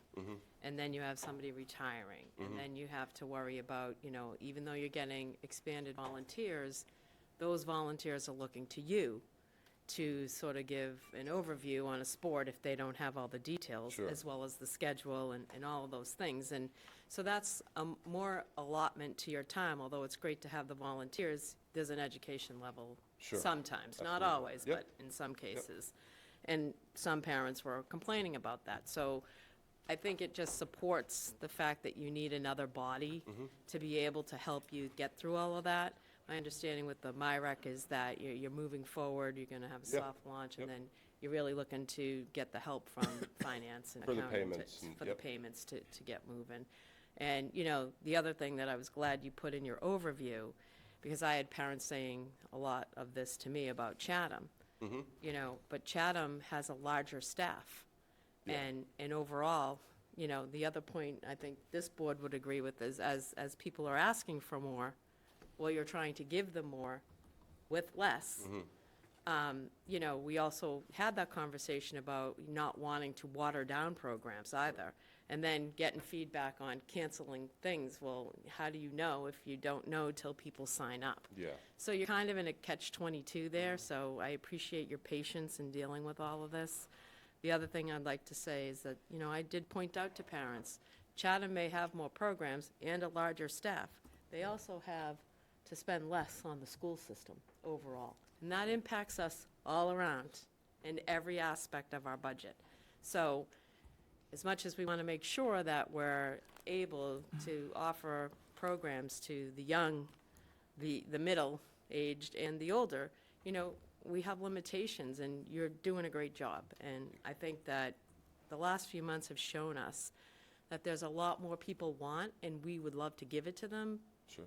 but it does cost more. Sure. So, Yep. thank you. Thank you. Peter? Eric, how are you? Good. How you doing? Love the shirt. Thank you. And you're Thank you. consistent with the hats. so- Oh, yeah, yeah. And you look good on Facebook, so it's so good. Thank you for what you're doing and what your staff is doing to help these kids. And I know you looked at me when you said seniors, so I won't take that out on you. But I did hear you mention something about some minor number on, potentially on some engineering work, like associated with a bathroom or something. I'm just wondering why that wouldn't be done through the budget of the town engineer, as opposed to your budget. I don't know the answer to that, even if it's outside services, but it just seems like that's not something you should have in your budget. It should be done by that department somehow, some way. Just my comment. Yep. Okay. Dana, who obviously has an interest in rec and youth, as you can imagine, Sure. texts me a question that says, how much recreation program revenue goes into the general fund? So currently, recreation program revenue that goes in the general fund is, the only program that goes in the general fund is swimming lessons in the summer. The rest are run through the revolving fund, whether it's the part-time revolving fund staff, equipment, things like that. It's supposed to be an in and out revolving fund programs. And that includes spring, fall, and winter programs, as well as the summer camp. But swim lessons is the one program that does go to general fund, aside from beach stickers, beach daily passes. Yep, got it. Okay, thank you. Questions from the board? Yep. Eric, great job. Thank you. Bringing things together. Ooh, crap, sorry. So I agree with the addition of personnel. I'm going to ask you a hypothetical question looking ahead. If there was a community pool, how would that affect your department and your activities? I think a community pool opens up a lot of possibilities for programming, obviously, and revenue producing between, swim lessons, swim programs, swim teams, fitness classes, senior fit. You could run the whole gamut of things you could do there. But on the other side of it, there's the component of staffing for a pool. I would assume that, I don't like to assume, but I would assume that the town would look to us for some of the safety staffing of the pool, which would include lifeguards, things like that, training of any personnel in CPR, first aid. So that would be the biggest effect on us. It would definitely have a positive overall outlook, though. Thank you. Anybody else? Okay, we're good. Oh, Oh, Michael? Just to follow up on Peter's statement, not question, but question. Can the engineering money, Joe, that he's speaking of in his budget, be grouped into? We do pay engineering fees now for things like capital articles that need engineering. So that money does come out of the engineering budget now. So is there any reason for him to add that to his budget? I don't see a reason for it. we just saved some money. There you go. Thank you for the question, Pete. Hey, that's what I'm here for. Eric, we'll look forward to your revised budget. There you go. Got it. We good? Thank you, Eric. Thank you. Appreciate it. And definitely sell out those of her seat? sweatshirts. Okay, yeah, good idea. Don't you think you should sell those sweatshirts? Yeah. It's a good one, yeah. I love that. As long as I can put my logo on the sleeve. Oh, It's on the back. It's like Major League That's Baseball. staff, okay. I'll take the staff. I'll give you the license agreement, line item 66, 25, 82, Wait a minute, you gotta do a little more Excellent. flourish All right, Mark, there. you- Well, Flores, don't you worry. Yeah, just remember how it worked out with the umpires. Thank you. They're, Thank you so much. She's helping me out. Hi, Robin. I mean, I kinda knew that. Still, Amazing. You like the PR person or maybe something? that's what I should have tried, maybe I would have been more successful. Oh, thank you, I appreciate Oh, we it. just enjoyed meeting. We all appreciate it. Stop asking questions. Madam Chair and Mr. Chairman, I'll put out on the record that as our colleague who has identified that she is Vanna Whiting, and we appreciate that. You're getting documentation first for the cemetery director, and then I believe there's also information that will come up after when the community center director is no longer Vanna Whiting, but presenting for the community center budget. So now we have Robin Kelly, our cemetery director, presenting Department 491 Cemetery. And in the three documents that you have, that would be page 4, page 14, page 22, and of course, we also now have a document that she'll refer to. Madam Chair, Mr. Chairman, I'll turn it back over to you. Thank you, Joe. Hello, Robin. Hi, Robin Kelly, Cemetery Administrator. So thank you for having me. I appreciate the time to bring this to your attention. So I'm just going to read a little bit of this. I won't read it all because you all have it. I come before you today to address the critical need for the cemetery administration, for us to have an administrative assistant. I've been a cemetery administrator since 2004. This is the third year in a row that I've requested a part-time assistant. Our cemeteries are facing a significant increase in deaths, leading to a surge in demand for cremation burial lots. To address this efficiently, and we would like, we have been putting up online websites, searchable websites. We have the Marceline Arboretum, which is Island Pond, so you can go into that website now. Family members now are utilizing that and finding out that there is extra space in their older family lots. So they'll call me and say, well, I noticed in my grandparents' lot, there's 3 extra spaces in there now. We'd like to use those for cremation burials. So we have to go in, we survey the lot, we make them a lot layout, we show them what's available, and so then they don't have to purchase a lot, but they're allowed to use a lot. We've also done that with Evergreen Cemetery. We have evergreencemetery.org. which is now you can go on and you can search for available lots. If somebody is in hospice or is at the funeral home, they can log in with the funeral directors and they can see available lots, which makes it, alleviates my job a little bit on the weekends rather than getting a phone call on a Saturday night saying they want some availability. So we have moved forward with technology in our department to try to make it easier for the people who are visiting as well as people who are at need or pre-need for cemetery lots. But all of those older cemeteries are not indexed. So this week, for instance, someone in Mount Pleasant in one of the older lots, the husband died in 1965, the mother, his wife just died this week. So I had to go out there, survey the lot, have Jim come with me because they had no markers on the lot, probe the lot, figure out where we're gonna put somebody in there, then send them back the information, and now the burial's gonna take place next week. So all of these things take extra time. And we would like to have all of these lots indexed. We'd like to move forward and finish this project that I've started so that way, eventually, no matter who's at my job, they will have all this information done. So I also am working 24/7, 365. I'm the only one who knows how to do my job currently, and by cross-training and helping somebody else know the aspects of this job, it will help with the general public if they are in need of any cemetery needs. So it's just cross-training and making sure that somebody knows how to do the job, and hopefully, moving forward, that it will be a much smoother thing for people. When I get requests that are 2 or 3 in a week, sometimes it takes me a couple days to get back to them, and some people will want the information right away. So hopefully we can move this forward. So that is the only EOS that I have on my budget. So I'll take any questions. If Thank anyone you, has Robin. questions. One question I have, just Yeah. I remember talking about this request a few years ago, and what are you doing what's happening when you go on vacation? Because that was So when I was going on vacation before, Joni was at the DPW, and now Joni is no longer at the DPW. They do have a new girl. I've not met her. I don't know her, but I don't think she knows anything about cemeteries. So Jim, who is the foreman for the cemeteries, if I know in advance before I go on vacation, so I'm going on vacation twice this month coming up. So if I know of the burials going up in advance, I then give him a printout of which interments we're having, what cemetery they're gonna be. I usually tell him the funeral director who he's gonna be contacting, what time he has to be there.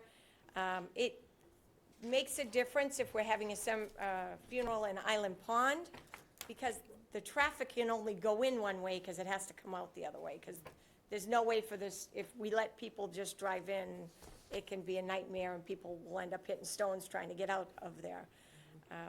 And Jim and Pete, who are the 2 cemetery employees, work very well with me if I have to have them cover. Couple weekends this past summer, because we are doing a lot more burials than we used to. We had 6 burials in one day, so both myself, Pete, and Jim all worked that day. So they get time and a half for 4 hours when they do a funeral, because I can't be in all those places at once. We have to be there for safety. They're gonna be lowering a body into a hole. We don't want anyone to fall in there. We need to know what's going on, and we have to stay there until the ground is completely filled in, so. and you're not getting overtime, obviously. I do not get any overtime. I'm just a 35-hour Right. a week employee, yeah. Thank you, Robin. I'll open it up to board members. Jeff? Yeah, I'll start. Thank you for being here, Robin, and I feel this is no way for us to run a department, to operate a department with one person. And I spoke about key person dependency a couple people ago, and I mean, this is the perfect example of key person dependency. So I'd be in support of this. and I don't have any other questions regarding your budget. Okay, thank you. Thank you. Don? Thank you, Madam Chair.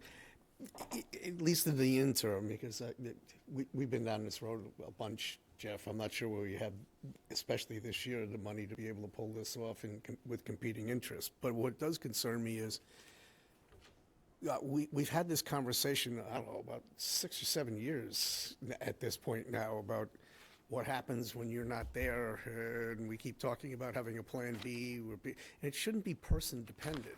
I mean, if Betsy's here, everything's great because she knows the operation, but she just retired and nobody's there behind her anymore.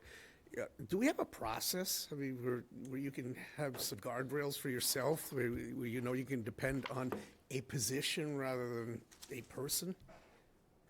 I don't really have anyone right now that knows even how to sell a cemetery lot. And the process being, you don't want anyone to, they'll go in, say they look at Evergreen and they don't see somebody's buried in that lot. When I was on vacation 2 years ago, they did dig the wrong space. And then the grave digger called me and he said, "This doesn't look right." I said, "Take a picture." He put me on FaceTime, and it was the wrong space. So I said, "No, it's lot, the next row over." So they had to then fill that hole in real quick. Nobody was in that, but somebody else owned that lot. So they could have physically buried somebody in the wrong space. Yeah, but my point is, when the names change, but the problems remain the same, Right. that's not a process. A process would be something that could carry through, doesn't matter who's populating this office or that office, this is the way we do business. I mean, at least in the near term, So you should normally be what- able to have some support. Right. Normally what I do is, if we're gonna have a burial, give them a whole lot layout, I show them where it is. I or Jim go down and we flag out the grave space. One of us then checks the other to make sure that it's the correct grave space. And then the burial takes place. Again, absent you, that Yeah. doesn't work anymore. Yeah. Michael? My only conversation is the same that we've had every year. I think we've talked about this for 5 years plus. And we did have a fairly extensive conversation with the town administrator last year, and I thought, and have no reason to believe that we don't have something in place, but working through the DPW, which is your counterpart, that it would seem to me that we should really explore who does what before we just throw another position at a hole. And whether that be a shared position, I know in several cases lately, we've hired many department needs and we've combined somebody to help different departments, so. And that's why I'm only asking for a part-time Yeah, employee. I would look to administration to have a further conversation about how this is being run and can we cover it someplace else, and not today, of course, but I'd be open for that conversation. On the data part of it and the indexing, very similar to what we did with the historical properties we subcontracted and hired, is there any of those services available for indexing, or is it just kind of in Robin's head and that she knows? Well, you would have to show someone how to do it. A lot of it, I do a lot of genealogical research. Yeah. So, and some of these older family lots, especially in Mount Pleasant, a lot of people would want to be buried in there all of a sudden, I don't know why. But so you go in, there's some lots that look like there's nobody there. They haven't been used for 75 years. After 75 years, the town can reclaim the land and resell it, which, it's $800 for a space this big, so we want to sell every space we can get. So I have to do the research, find out who owned it, see if they're buried somewhere else, which then can then free up that space. You've done a great job with our cemeteries and all the extra programs, so thank Yeah. you. And I'd be open to the conversation.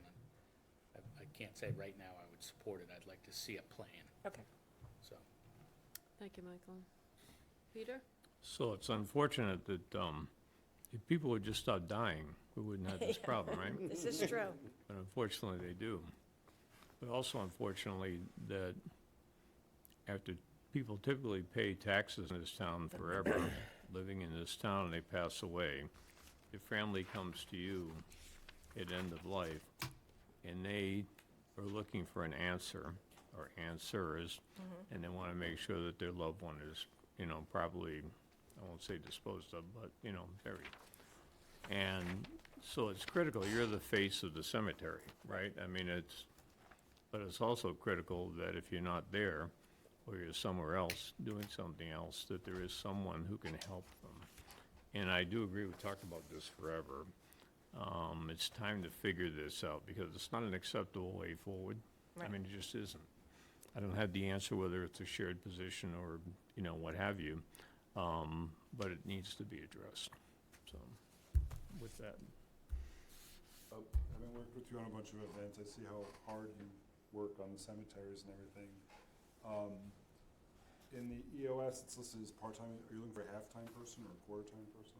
19 hours a week, yeah. Yeah, I wholeheartedly agree. No department should be one person. And now with the addition of this one person, will that give you the ability to take vacations, take sick days? Yeah. And everything like a normal Without person? worrying, Without without worrying, worrying, okay. yes. And like everybody else had said, this could be a potential job share. Yeah. That's up to the town administrator, but that's, the advantage of having a, half-time person there. They could work other places as well, so, thanks. Anybody else? You good? Good, thank you. Great, thank you so much, Robin. Thank you. Appreciate it. Peter, people just have to stop coming here to die. If you're already here. Does Amazon deliver them? That's cold. Madam Chair, Mr. Chairman, our former Vanna White, Community Center Director, is now presenting Department 540, which you will find respectively on page 4, page 15, page 23.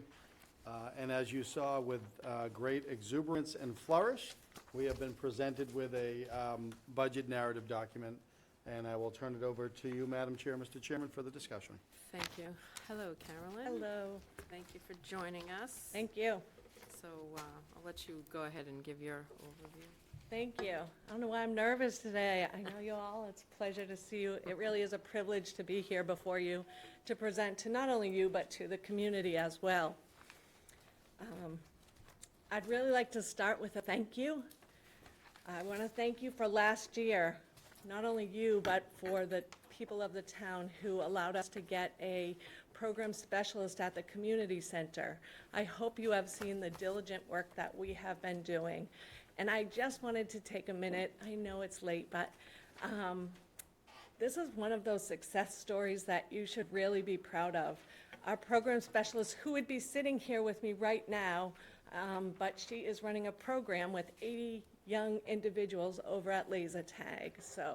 But this individual was a Harwich born and raised, moved out of town and has come back to raise her family. Reagan Wilda is an asset to the town, and it has been a unbelievable experience to get to extend the programming and offer things. So, big thank you. That's how I wanted to start. Now, let's get into it. It's not lost on me that I run the only building in town with the word community in the title. I take that very serious.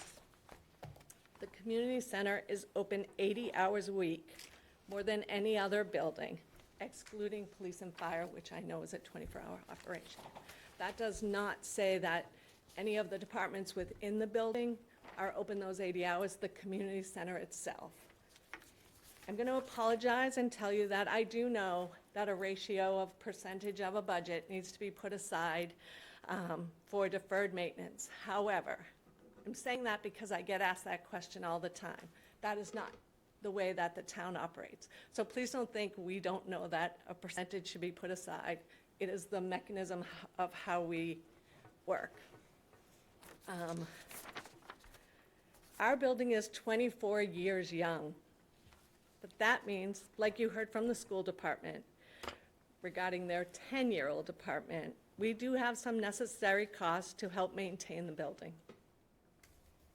You all know the Fun Community Center, with programs like Ducks and Minutes to Win It game, but maybe you don't know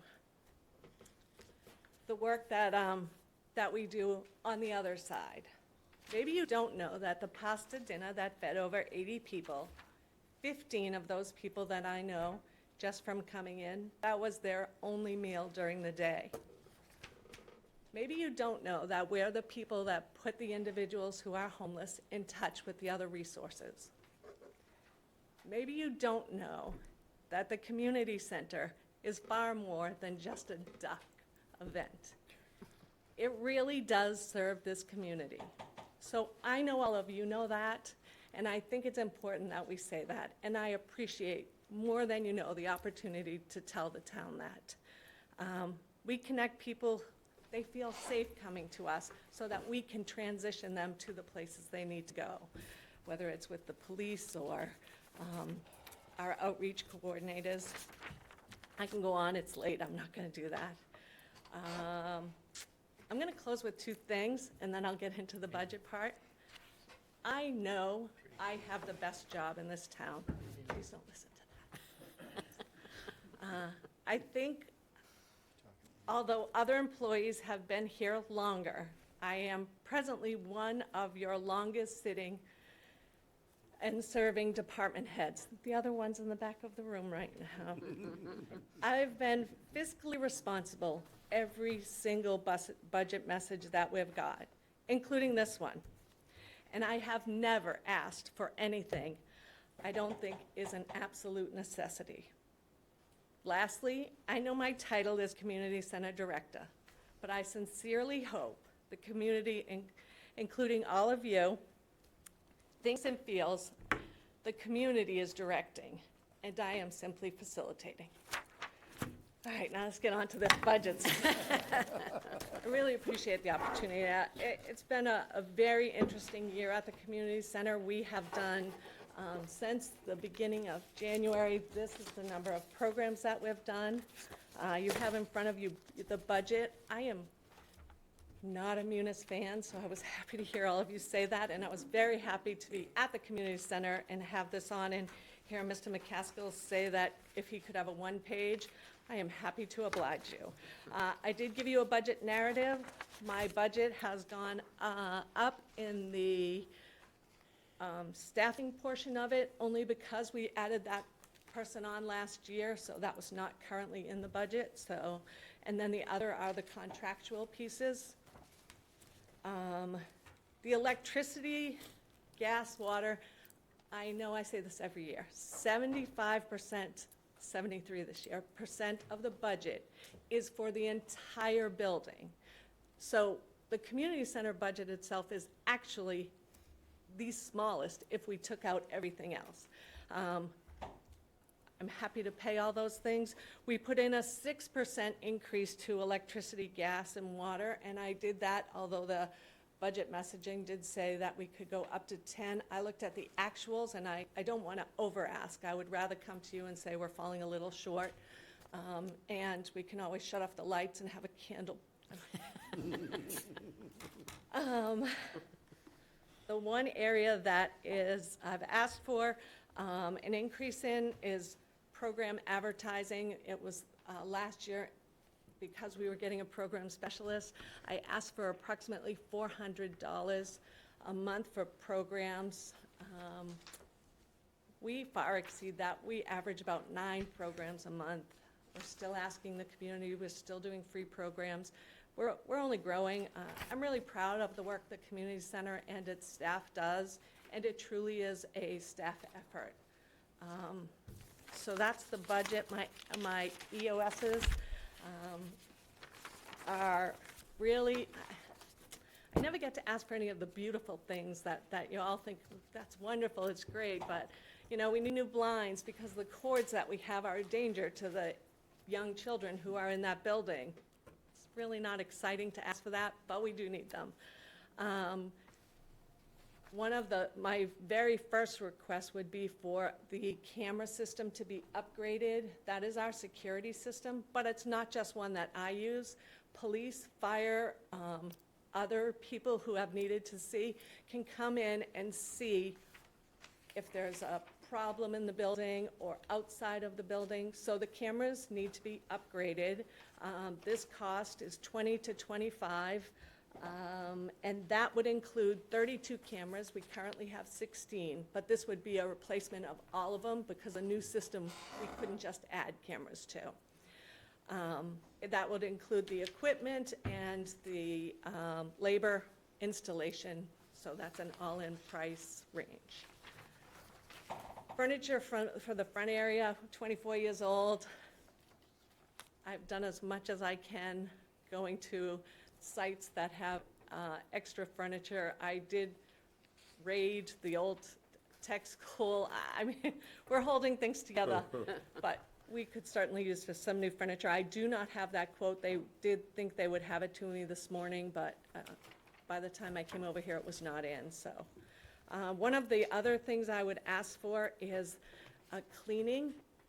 We have a phenomenal custodial staff. However, we have not done a deep clean of that building in the 24 years it's open. That means the pipe systems and the vents, and so we're in the process of getting new carpet. Wouldn't it be wonderful if we had a huge clean, shut down the building for, I know that's not a popular thing, but so that we could get the cleaning done, lay down the carpet, put in the bleachers, do everything we need to do, so.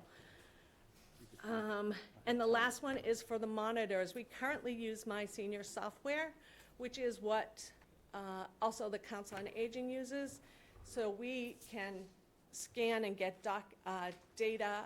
I would love to have had everyone in the building using the same software, but nonetheless, having those outside of the gym would help facilitate, and outside of the activity rooms, so you don't have to walk all the way to the Council on Aging to go to a meeting in room 3, which is on the exact opposite side of the building.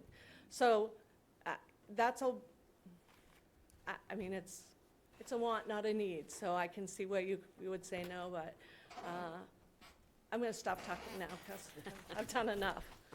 Whew. Should I go? All right. Thank you, Carolyn.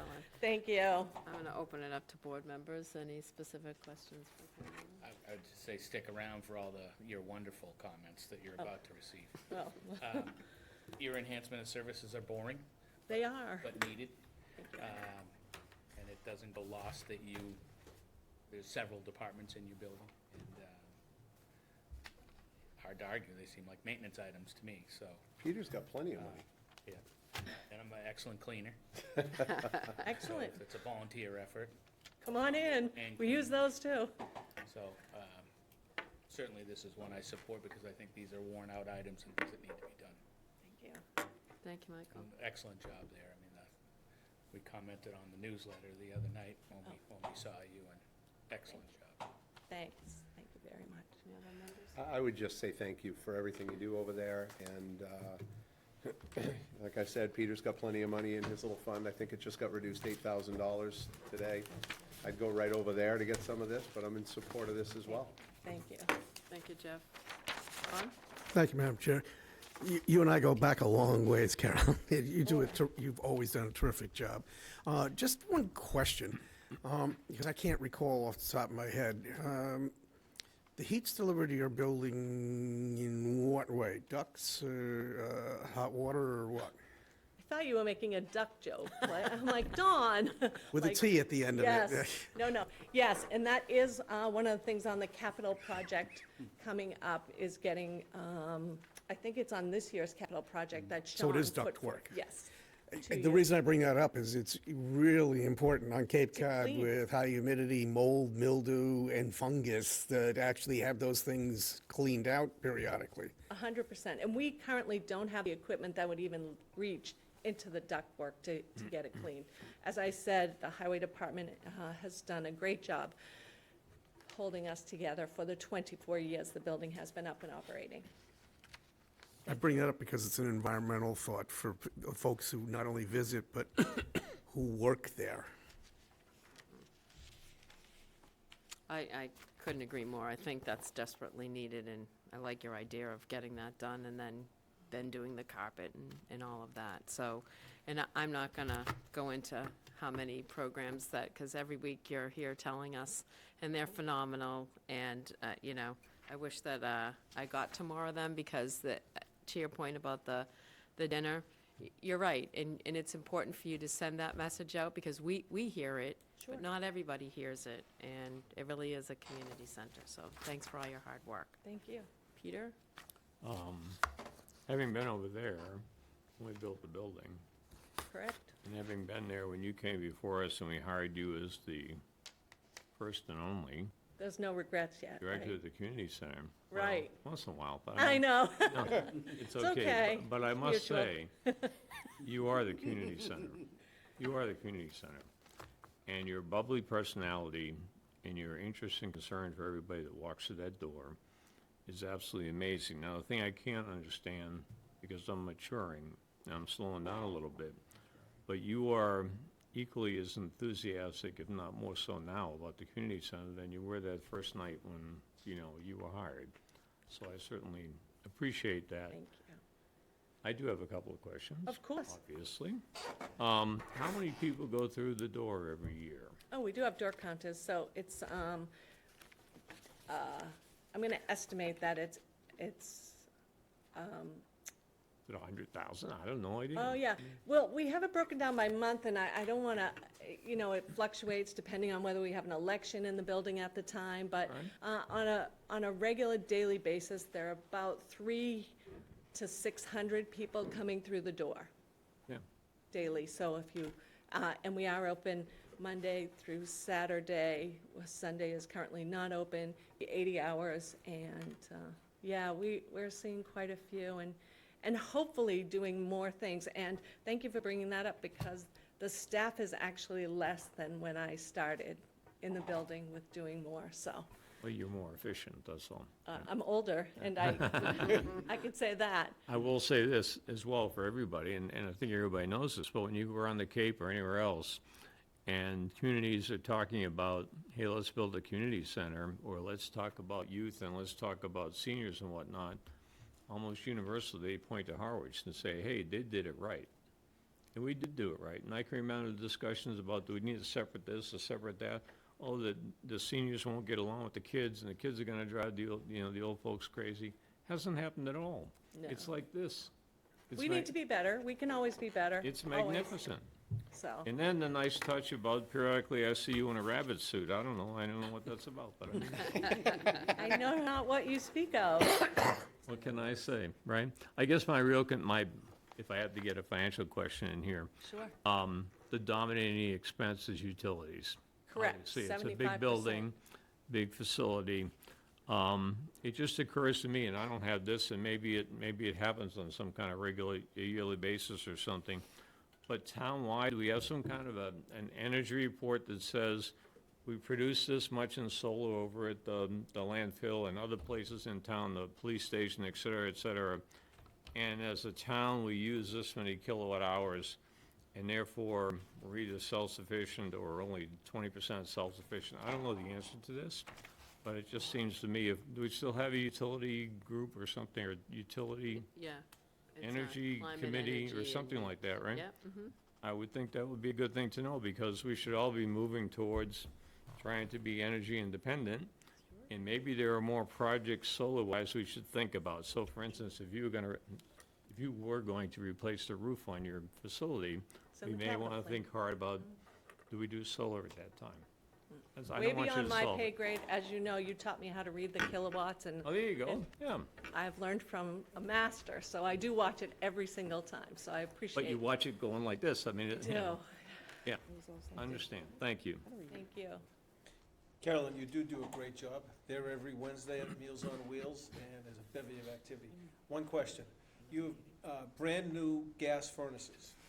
Have you noticed a decrease in your gas usage? And will that, I know you don't have enough track time, but, I'd be curious to see if your usage decreases.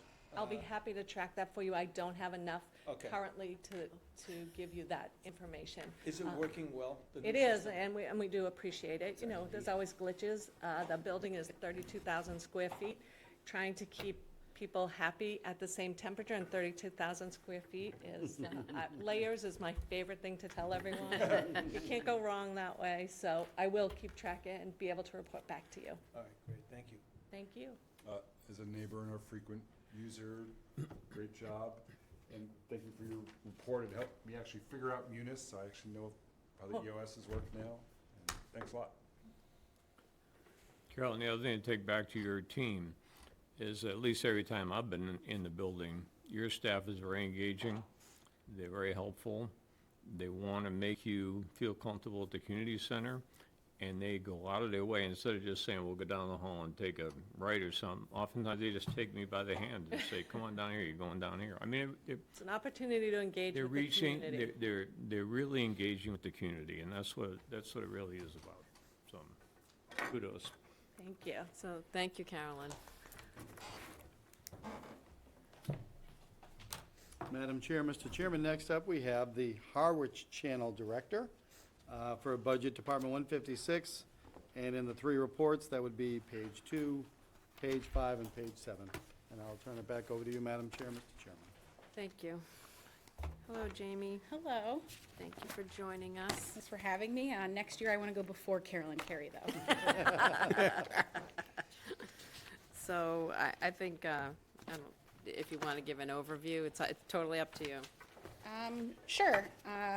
We're the Harwich Channel. We do all of the public meetings. We cover some community events. We publicize some of the community events. We have a few different recording locations around town. We currently maintain 15 computers on our own, with those, 2 of those being our main servers for the station. We also maintain and purchase about 5 software systems. We are not supported by the IT department or any other department in town. We maintain our own network and infrastructure. We purchase all of our computers, peripherals, and all those other items. We have a staff of 2.5. Caleb is awesome, and he's been with us for 11 years now. And Matt Hamilton just hit his 2-year anniversary, and he just got his GIS certificate, so I keep saying, please don't quit. But people come and go, and that's great. I just embarked on my 11th year as a department head here in town, and my 14th year as an employee for the town of Harwich. So my budget did go up slightly. I think we're looking at $3,600. If you would like to ask questions, I'm more than willing to answer them. Thank you, Jamie. Questions from the board? I'd say excellent job, and more importantly, you guys have taken on a lot more. So you're recording a lot of meetings, which is, for the public, that is excellent. Appreciate that you do your own IT, and that kind of fit into an earlier conversation we have of all of our IT needs, and where are you being shorted, and how can we assist you would be one of my questions in that analysis. Looking at how we record, and looking at a couple recent events where committees may record themselves and then accusations get made after the fact.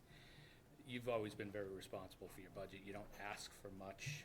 You get funds from elsewhere. It's a great department. What are your needs, and is there a long-term or semi-long-term, what you would like to see things be better, that we could make an investment? Because it really is an investment in transparency and what the public gets to see, not necessarily for us, but overall. Is there any plan that you have or could create, or wishes, Christmas lists, of enhancements for the public? Sure. We will hopefully shortly I say in municipal terms, in the next year or two, finally go HD. We need more hearing space. We need more meeting space. So not too long ago, I transitioned the studio over at the community center to a meeting room, and it actually has been very popular.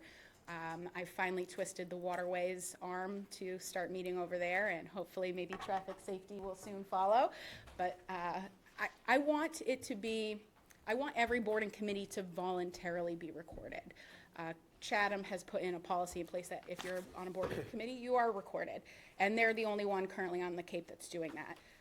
They do the most content on the Cape, with Harwich being the second. So this past year, from today till last year, so 365 days, we've done over 208 unique meetings, content creations, 208 events. That's what my computer system calls it. I would like to do even more with the same amount of staff. I envision perhaps getting that selectmen's room / library back online, because that was helpful. Sometimes this room is booked, sometimes the small hearing room is booked, and even we have a meeting going on at the community center. So that's me working in this room, Caleb working down the street, even though those rooms are self-serve rooms, it's still a little bit of a challenge to teach people how to press a button to start a meeting and to stop. So we're working on that, and I'm very accessible, and so isn't Caleb. If you're having an issue, you can call us, and most of the time we can figure that out from where we are, or we drive down here and assist you. But I would like more meeting space, and I would like to eventually have every single board and committee voluntarily be filmed. That's a really good point, because we were just talking earlier about the studio basically in Chatham at the annex that they have, right? And it would be nice to be able to get you something, a place and something like that, so that you would have a dedicated area. I'm Right. trying to think, because there's such limited space, but anyway, I'll go to other board members. 204 Sisson Road? Yeah, that's what I'm thinking, but I'm very happy located at the community center. Thank you very much. Thought you'd say that. That's where all the good food is. Thank you, Madam Chair. First, let's start off, Jamie, with the fact that for everybody who's not intimately familiar with the stuff, very little of what you had 5 or 10 years ago in terms of equipment is the same stuff. Correct. It has a shelf life basically that makes dog years look pretty good, because in about 2, 3, 4 years, what was brand new is no longer even state-of-the-art, never mind usable. I am a little concerned overall about getting as much as we can for as quickly as we can at a Comcast, because, I mean, pretty clearly in their world, I mean, they're more worried about Universal Studios and NBC than they are about this. And I can see them, they were making this argument about 15 or 20 years ago at Beacon Hill about whether they should be a regulated utility. With 5G internet and everything, I could see them, and other content providers, I could see them getting to the point of saying, you know, this is a competitive environment and we don't have to give the towns anything, because we're competing with other different types of platforms.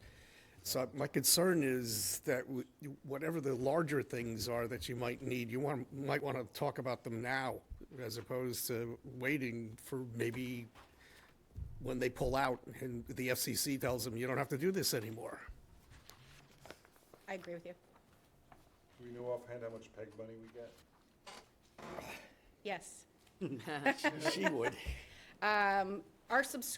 So it goes based off the subscriber number. So the more people who are subscribed to cable only, not internet, the more money the town receives. So it went up during COVID. Obviously, we got some extra residents. It has stayed pretty consistent.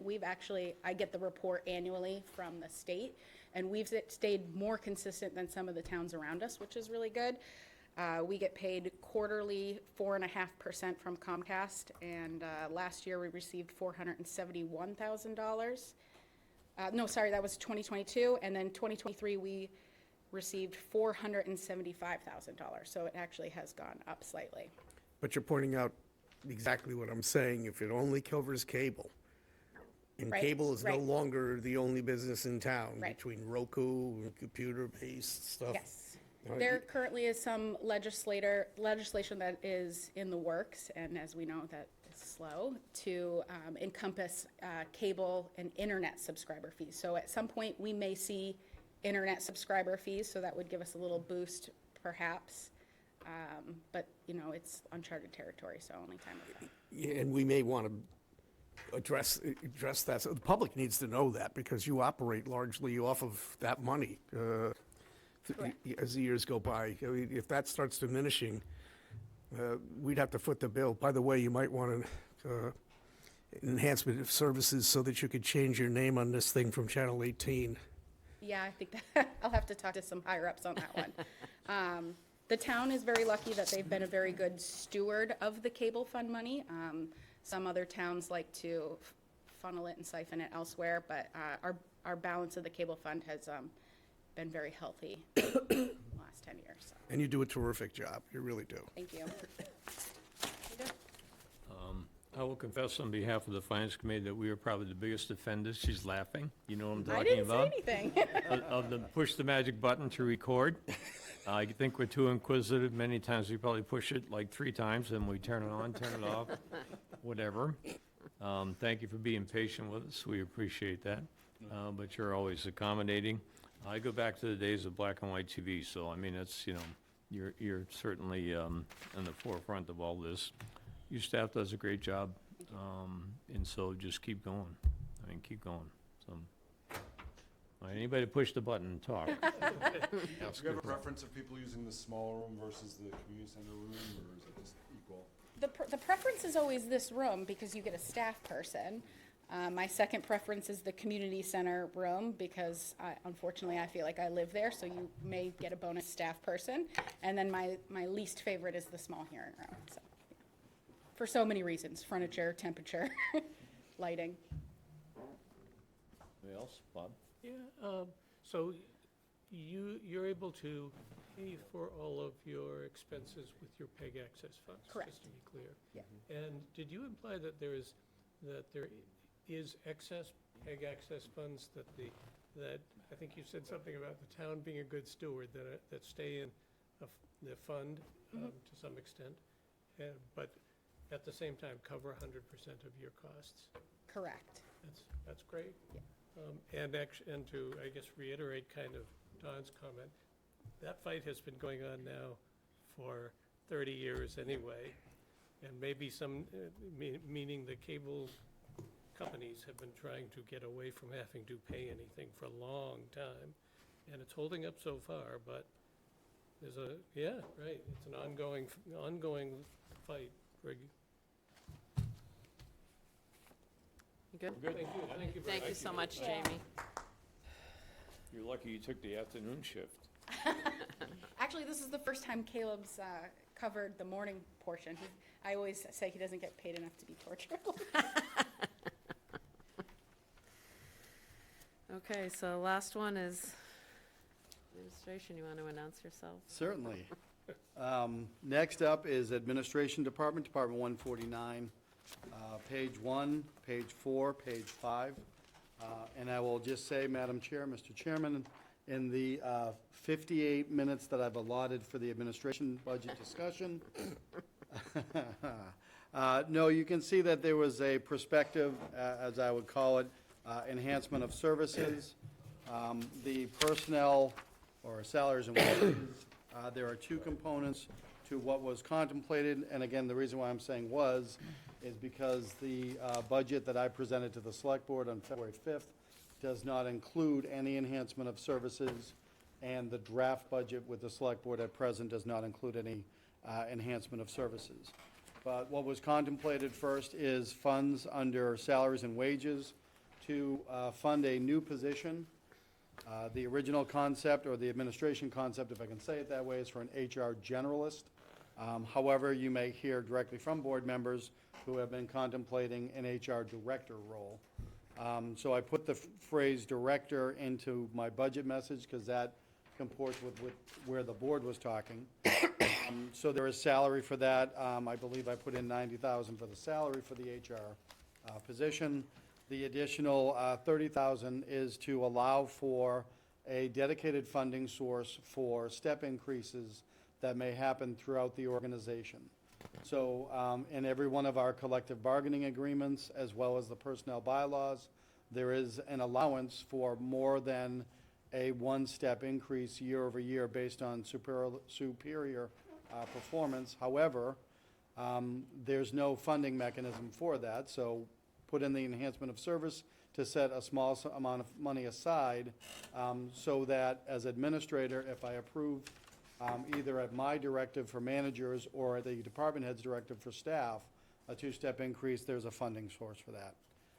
And then when you carry over to the expenses side, so the $30,000 for that, there is the abundance of that is meant for the HR position. Now, first, there's some, as you've seen with other positions that are being contemplated, onboarding costs, if you will, but also there are what I would refer to as programming costs. If we can have a dedicated person in the role of human resources, there is training money that would flow from administration for the benefit and use of all departments, as well as other HR-related onboarding projects. And so that would explain what is listed on page 1 of the operating budget under the department request. But what you see in front of you, what is being presented presently, is a total $469,980 for salaries and wages, and that's a year-over-year increase of 3.61%. And the expense line is $139,000, and it's a decrease of 14.72%. Again, talking separate and distinct from enhancement of services. With that, I'll turn it over to you, Madam Chair, Mr. Chairman. Thank you. Questions from board members? I'll wait if it's okay. Peter? Could I just ask, I mean, I guess we'll all follow this a little bit in the paper and on, your meetings on TV. Are you folks at the stage now where you just haven't come together on the HR details, and this will not come forward to town meeting, or is this something that we're gonna actually see some result of? So the plan is to move forward with an HR position. That maybe some of the confusion comes from the idea of the HR director that Joe Right. spoke about, which requires a charter change, and bylaw charter review has come to us with a draft. We'll be talking about charter bylaw Monday night, as well as that. Okay, so the expectation would be there will be some position called HR something Right, with some dollars associated with it for Yes. next year. right. This year's town meeting. This year, year's warrant, yeah. FY Okay. 25's budget. Okay, yeah. all right, I get it. So I'm just going to go back to board members. Dawn, do you have any questions? No. Jeff? Nope. And Michael? So that was really where Peter was going with that. In my mind, if we support this, which we all have, I believe unanimously, and it's been a strong recommendation from administration, and relieving some of the duties that are currently our assistant town administrator taking care of, I would expect that we would just put this to a vote at our next budget conversation, and then it would be included in the budget, correct? We're not anticipating going to town meeting with an article asking if town meeting wants it. No, I don't think that's what we're anticipating. Okay, I did hear that at one point, but as far as I'm concerned, this is no different from the positions we brought forward last year, and it's an administrative decision based on a board recommendation, so. I would agree. I, Peter, would just say that whatever we call it this year, and I know with the charter changes, we're talking about belt and suspenders with a charter change so that this person could directly interact with the Board Yeah, of Selectmen. I was just trying to get clarification, are we going to move forward with it, Yeah. period, whatever you call it? I would just, so, Yeah. my feeling is yes. Yeah, okay. And I'm assuming that after, as a result of this meeting, can we get a consolidated list of the new positions, blah, blah, blah, descriptions, what the cost is, et cetera, and any other, I think you even asked for it before, EOS items, just so we're clear on that, so. Yes. Just as clarification, and just so I can say Scrivener's error, the EOS that's under S&W says 115,000. It's on page 4.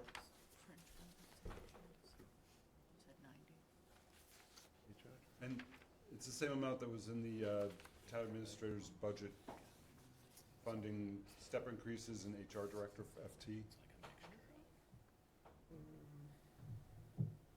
Yeah, it's on page 1 also, the same amount. That's everywhere.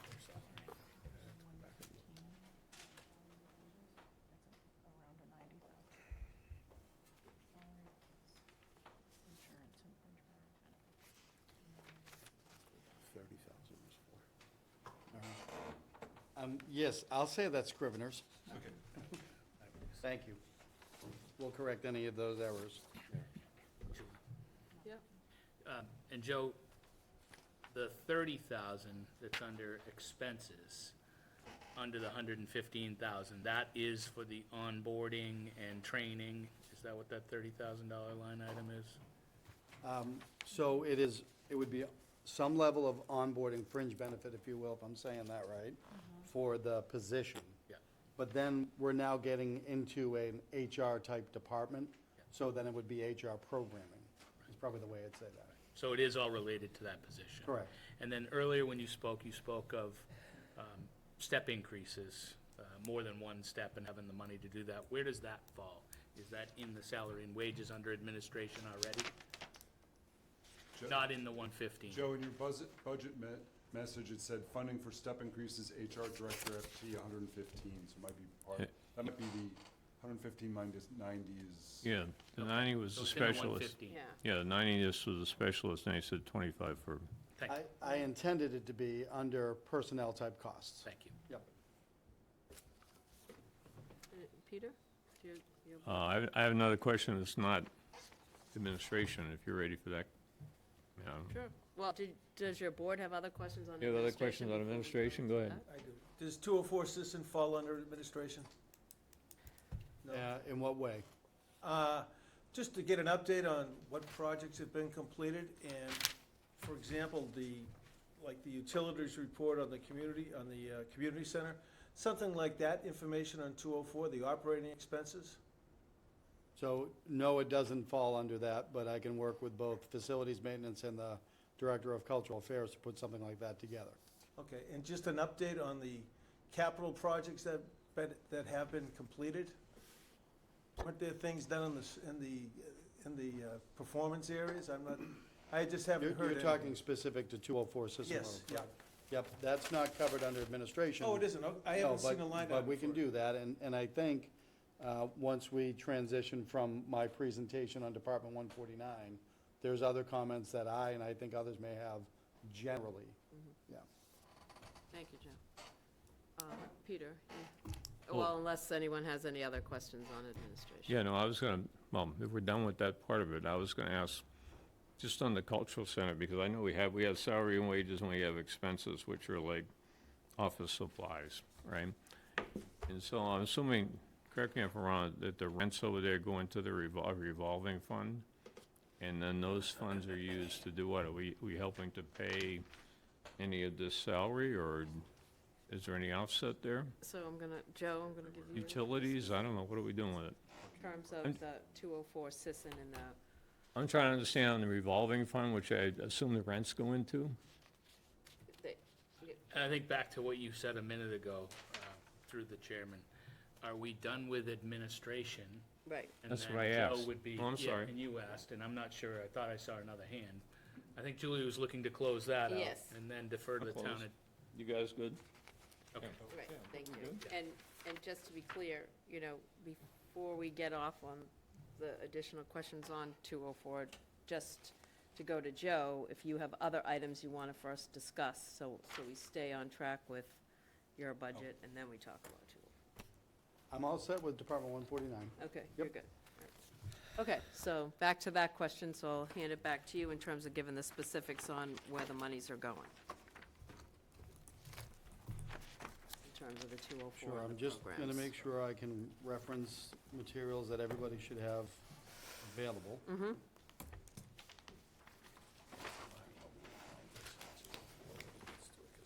No, he's done. I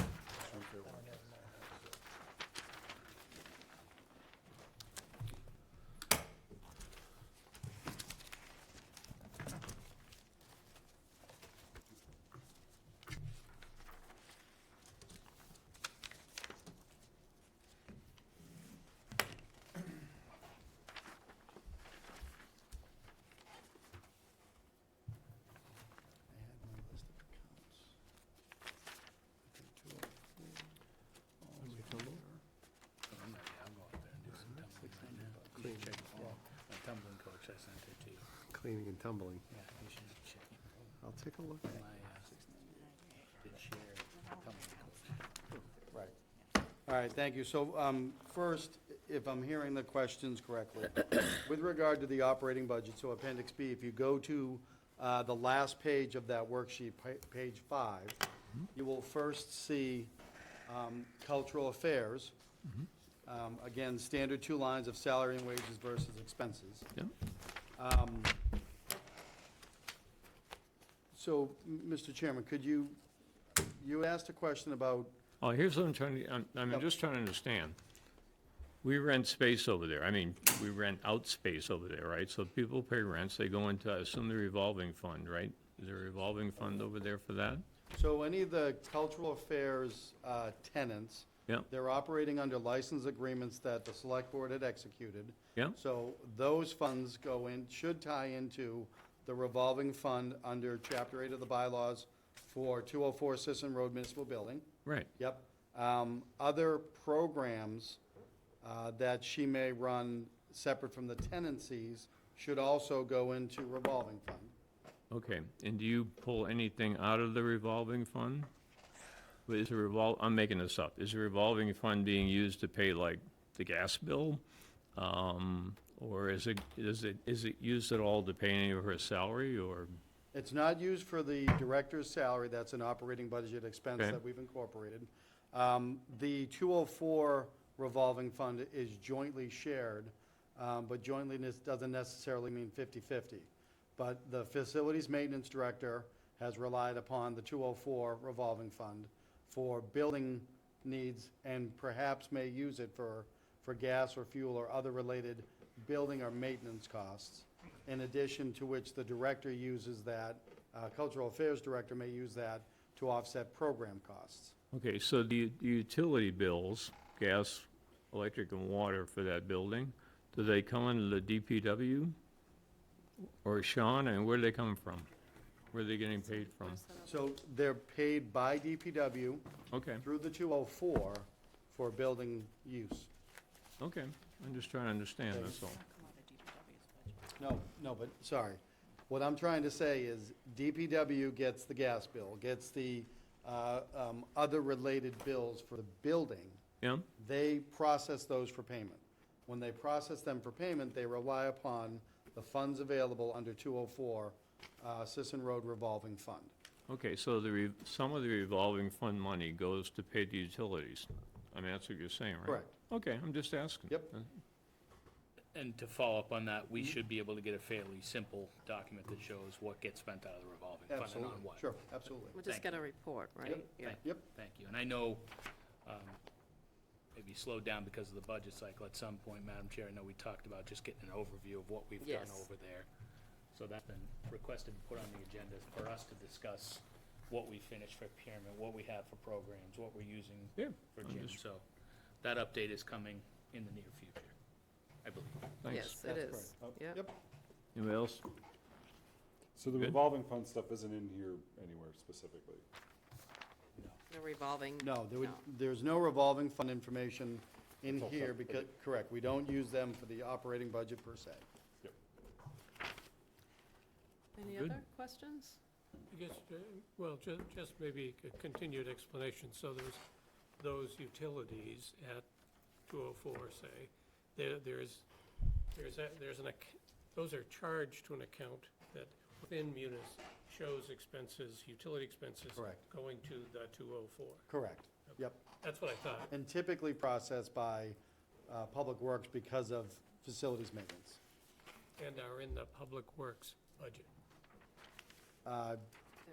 No, they're not in the Public Works budget. There's technically no budget for them. They're covered by revolving fund. So we would show the accounting of what was paid out through the revolving fund reports. Okay, so that depends on there being funds to pay all of those expenses. Correct, yep. Well, that's And interesting. if I could, and this is hopefully to clarify, you can see that in the operating budget in Appendix B, there have been other buildings that were in there, real quick. And I don't have the department numbers on them per se. Thank you. So on page 2 of the departmental operating budget page, you can see there's a line that was Albro House, there was a line of Old Rec Building, West Harwich School. Yep. So I have kicked around the idea of adding building lines for that, but that then gets into the much earlier question today when we have Public Works about how much, what do we pay for our buildings? Okay, so just to follow up on the Yep. revolving account and paying the utilities out of it, when whomever sits down and says we're gonna set the rates for renting anything over, a room or something, are we looking at the total expenses and then dividing it by something to say, okay, this space costs this much money? Is that the way we do it, or we just kind of go to the market and say we rent this space for this much So money? indirect costs were factored into the RFP that we did for the tenancy, so that's the license agreement side of the building. Yeah, And for the 30B programming, yes, we still adhere to Emerson v. Boston court case where we have to factor in other indirect costs. Yep, And I okay. believe that was built into the Cultural Affairs Director's assessment when she built the fee schedule that went to the Select Board. Yep. And by the way, there's another person, you know, much like Caroline, that's very engaging and helpful, and, you know, I'm sure will help. I know we're there for different Thank you. reasons and whatnot. Talking about our Director of Cultural Yeah, Affairs? Yep, yeah. thank you. No, I think does a good job. And the place is humming. I mean, there's no doubt about it. Absolutely. You know, And to the board members' comments, we have much to discuss and present, and I think there continues to be a great story around that building and that use. okay, so my final question would be, I'm sorry, go ahead. So like, I was going through the things here. What's the old recreation building, 118? Across from Brooks Academy. Okay, that's where On the the corner. stage people practice. Right. Okay, got it. So under the lease agreement for that building, the town still has some minor obligations. That's why we have those funds there for that. Okay, so I think going forward, we're all under some time constraints here. Can we expect that maybe, assume the board's gonna take up some stuff Monday night, maybe the HR thing, I don't know, whatever. Can we assume that by like Wednesday, we get a new revised set of numbers, or anything has changed, or here's our latest going forward? That makes sense? I think That may be more addressed to the Select Board, if I may, because you've talked about various positions. So let's be clear for the general public. Right. So today we had a budget workshop and I was going to say it in my closing remarks, but this could be my closing remarks. I can't thank everyone enough for what they've done. There was some great conversations from our department heads, from the other elected boards, from you folks, from the Select Board, and all the work that staff put into it. So you've had some great conversations today. As I said at the outset, what you have in front of you were documents that reflect the Select Board's draft budget for fiscal year 2025. So Monday evening, I know we're going to get more into articles. I don't recall that we have a specific agenda item specifically for budget, but I could be incorrect. We do not. don't think so, yeah. However, to your point, I think the board is very much desirous of having conversations to finalize the budget, to finalize the articles and get them to you. As a quick side note, as they put articles in the warrant, I will be sending them straight over to you so you can do Please, that as yep. well. But yes, this was a point in time. We're 65 days away from town meeting. You've got your budget hearing again March 21st. So in between that time, we will absolutely refine data, if I can say that on behalf of the town. we will. Don? Yeah, except that I'm looking at a deadline within the deadline, because we print the warrant a month before the town meeting. Right? So there's actually a secondary constraint, especially with articles. We really only have a few weeks to determine what we're going to do with them, not 60 days. Well, March is gonna go fast. Let's put it that way. Yeah, but we have to print the warrant in the beginning of April. At this point, we ran through We articles. have a and- handful. However, sorry, my reference to how many days until town meeting is to just give a mark, a postmark, if you will, or a mile marker, that 65 days before town meeting, we had an in-depth, all-day budget workshop. There are the requirements, as we've said, for the Finance Committee throughout the rest of the month of March. There are equal requirements to the Select Board, but we remain on track for the deadline to close, sign the warrant, produce, et cetera, which will be done a month before town meeting. And I think that I don't know if it was, I can't remember if it was last week or the prior week, we also noted certain articles that we were gonna be tabling to a fall town meeting, so we really don't have that many more to go through. I'm just saying this for the public's benefit too, because Okay, I just- it's not going to be a protracted 60-day discussion No, because we can't. no, right. So, everybody's good? I'm good. All right, so, wanna, Move to adjourn. I'm not ready to adjourn. Sorry. Me either, but I'll defer to Michael. It's gonna be quick. And it really is just to put back on the table. Julie, obviously, this week we're gonna talk about articles. The 11th, we put on more of a broad budget discussion. We can make some decisions they can have them the next day. right, Back to today, and the enhancement of services is the most important thing. The We got document. some of them in writing. I don't want that to get lost. I'd like to get everyone with an enhancement of services sent to us digitally, not So, in yeah. paper, as soon as we can, along with Finance Committee, so they have that to work with prior to the 11th. Right. And then any other questions that got asked today, or handouts, if I could get them electronically, that would be. Well, I think, so I had for the deliverables that it was the enhancement of services that, from any department looking for them, in any kind of summary on that, as well as the report we just talked about in terms of the 204, in terms of operating expenses, in terms of utilities, et cetera, correct? Yes. Those are the only two I have. There was something with finance. No, that was also an enhancement of services, so yeah, that sounds right to me. Yeah, I think it was just those two pieces. Thank you. That's all I had. Brief. Unless anyone else So, has any other Madam Chair. recollection. Just Um, very- Yeah. oh, no. Kind of a follow-up, maybe, I guess, question, but not directly related to, other than the earlier conversation about 204.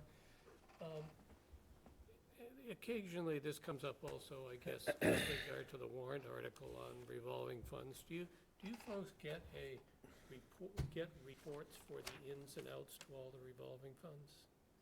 So there is a standing directive to department heads to provide quarterly updates on their revolving funds.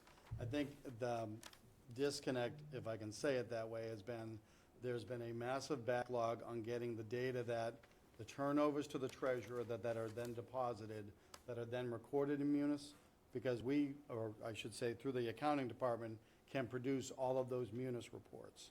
So we haven't pushed it yet, however, I've told department heads, as we get close to town meeting, we will be resuming that for certain. The directive also says that within 2 weeks after a quarter end, they should be providing those revolving fund reports. For town meeting, I'm not contemplating any changes to the language on revolving funds, but we will have our customary article that talks about the maximum threshold to spend. I guess that's where at times people at town meeting, I think, do go, gee, there's just a number here. I have no idea what's going on in this fund. It's just a kind of taxpayer comment on not understanding the dynamics. Sure. I can appreciate And the that. economic dynamics Yes. flowing through here. If there's any way to be more communicative on that topic. Thank you, Madam Chair. And Bob, what we get and what we have been getting, as you know, I'm not real pleased with, because it doesn't say, even statistically, even with a statistical sampling, who it was who ordered something, what it was, who received it. It's just a number. I mean, and we haven't been getting anything, you're right, we haven't been getting anything now, but the number doesn't mean a whole heck of a lot to me unless I know what's being done and who it is that's authorized it. That we don't get. Yeah, Yep, so I can certainly rely upon the select board to give guidance as to what specific data you're looking for, and we can certainly turn around that through the department heads that have revolving funds, to the point where did the expenditures go, it should be as simple as whatever they coded it for Munis. So I would love to talk at a future meeting about an enhancement of service that I think the finance director and I would love, and that's an add-on application that turns all of this accounting mumbo-jumbo, sorry to all the accountants in the room, into data that everybody can understand, but there's a cost there. I'll second that. But it's money well spent. But I would rely upon the select board for guidance on that. We can accomplish it. The reason I brought it up, though, is we've had discussions on direct budget expenditures that come out of our regular accounts. As we're fond of saying, that there's contracted responsibilities and who it is who has that delineation. That's the information I'm not really capable of seeing with any report on the revolving funds. Who is it who's ordering what? And who is it who receives what? Because in general, that's kind of like an accounting fail-safe. If the person who orders it is different from the person who received it, you've got some internal controls built in. It's just a number. we spent $122,000 on stuff that falls within this program area isn't the same as who had the responsibility and the authority to buy it. And, you know, what was it and who received it? That's a whole different discussion. So I guess that is a bigger board discussion, because I can say right off the bat, I don't have any interest in receiving a report that I'm combing through to see who ordered a coffee pot and how much it cost. So let's be clear that we're not looking to create more busy work for something when it's not necessary, so I Finance committee think. would like to know how many grains of coffee Yes. in a coffee pot, Like, please. honestly, we have an accountant, we have a finance director, in terms of overall looking at these things. So I just want to be careful that we're not creating reports to just create reports. I just want to see the same rules for direct expenditures as for revolving accounts. I would just like to get a committee on revolving. Madam Chair? Madam Chair, could I Yeah. just to clarify, all expenditures, regardless of the fund, follow the same procedure for review and approval. Everything is signed off by a department head. We do not segregate it by fund or category, or, everything is handled the same exact way. It's fully vetted in the office. It goes through the process, and every expense is reviewed. It's entered and reviewed in the accounting office. Thank you. Madam Chair, Mr. Chair, if I may, my last comment would just be to make sure we put on the record the thanks and gratitude to the staff members that did tremendous work. Certainly our department heads, their staff, our finance director, the accounting department, the treasurer collectors department, and of course administration, specifically Megan Eldridge, Danielle Freiner, Natasha Lyon, Carol Campos when she was with us before she went off to Georgia, and of course Ellen Powell, so I offer my thanks to them as well. And again, thank you all for your participation today. It's a great benefit to our town. Thank you very much. Move to adjourn? Can I- So would you like to have a motion to I adjourn? move to adjourn. Can you Yeah, say? We're adjourned. Seconded. Second both. Okay, perfect. We All in adjourned before favor? you. Thank you. Aye.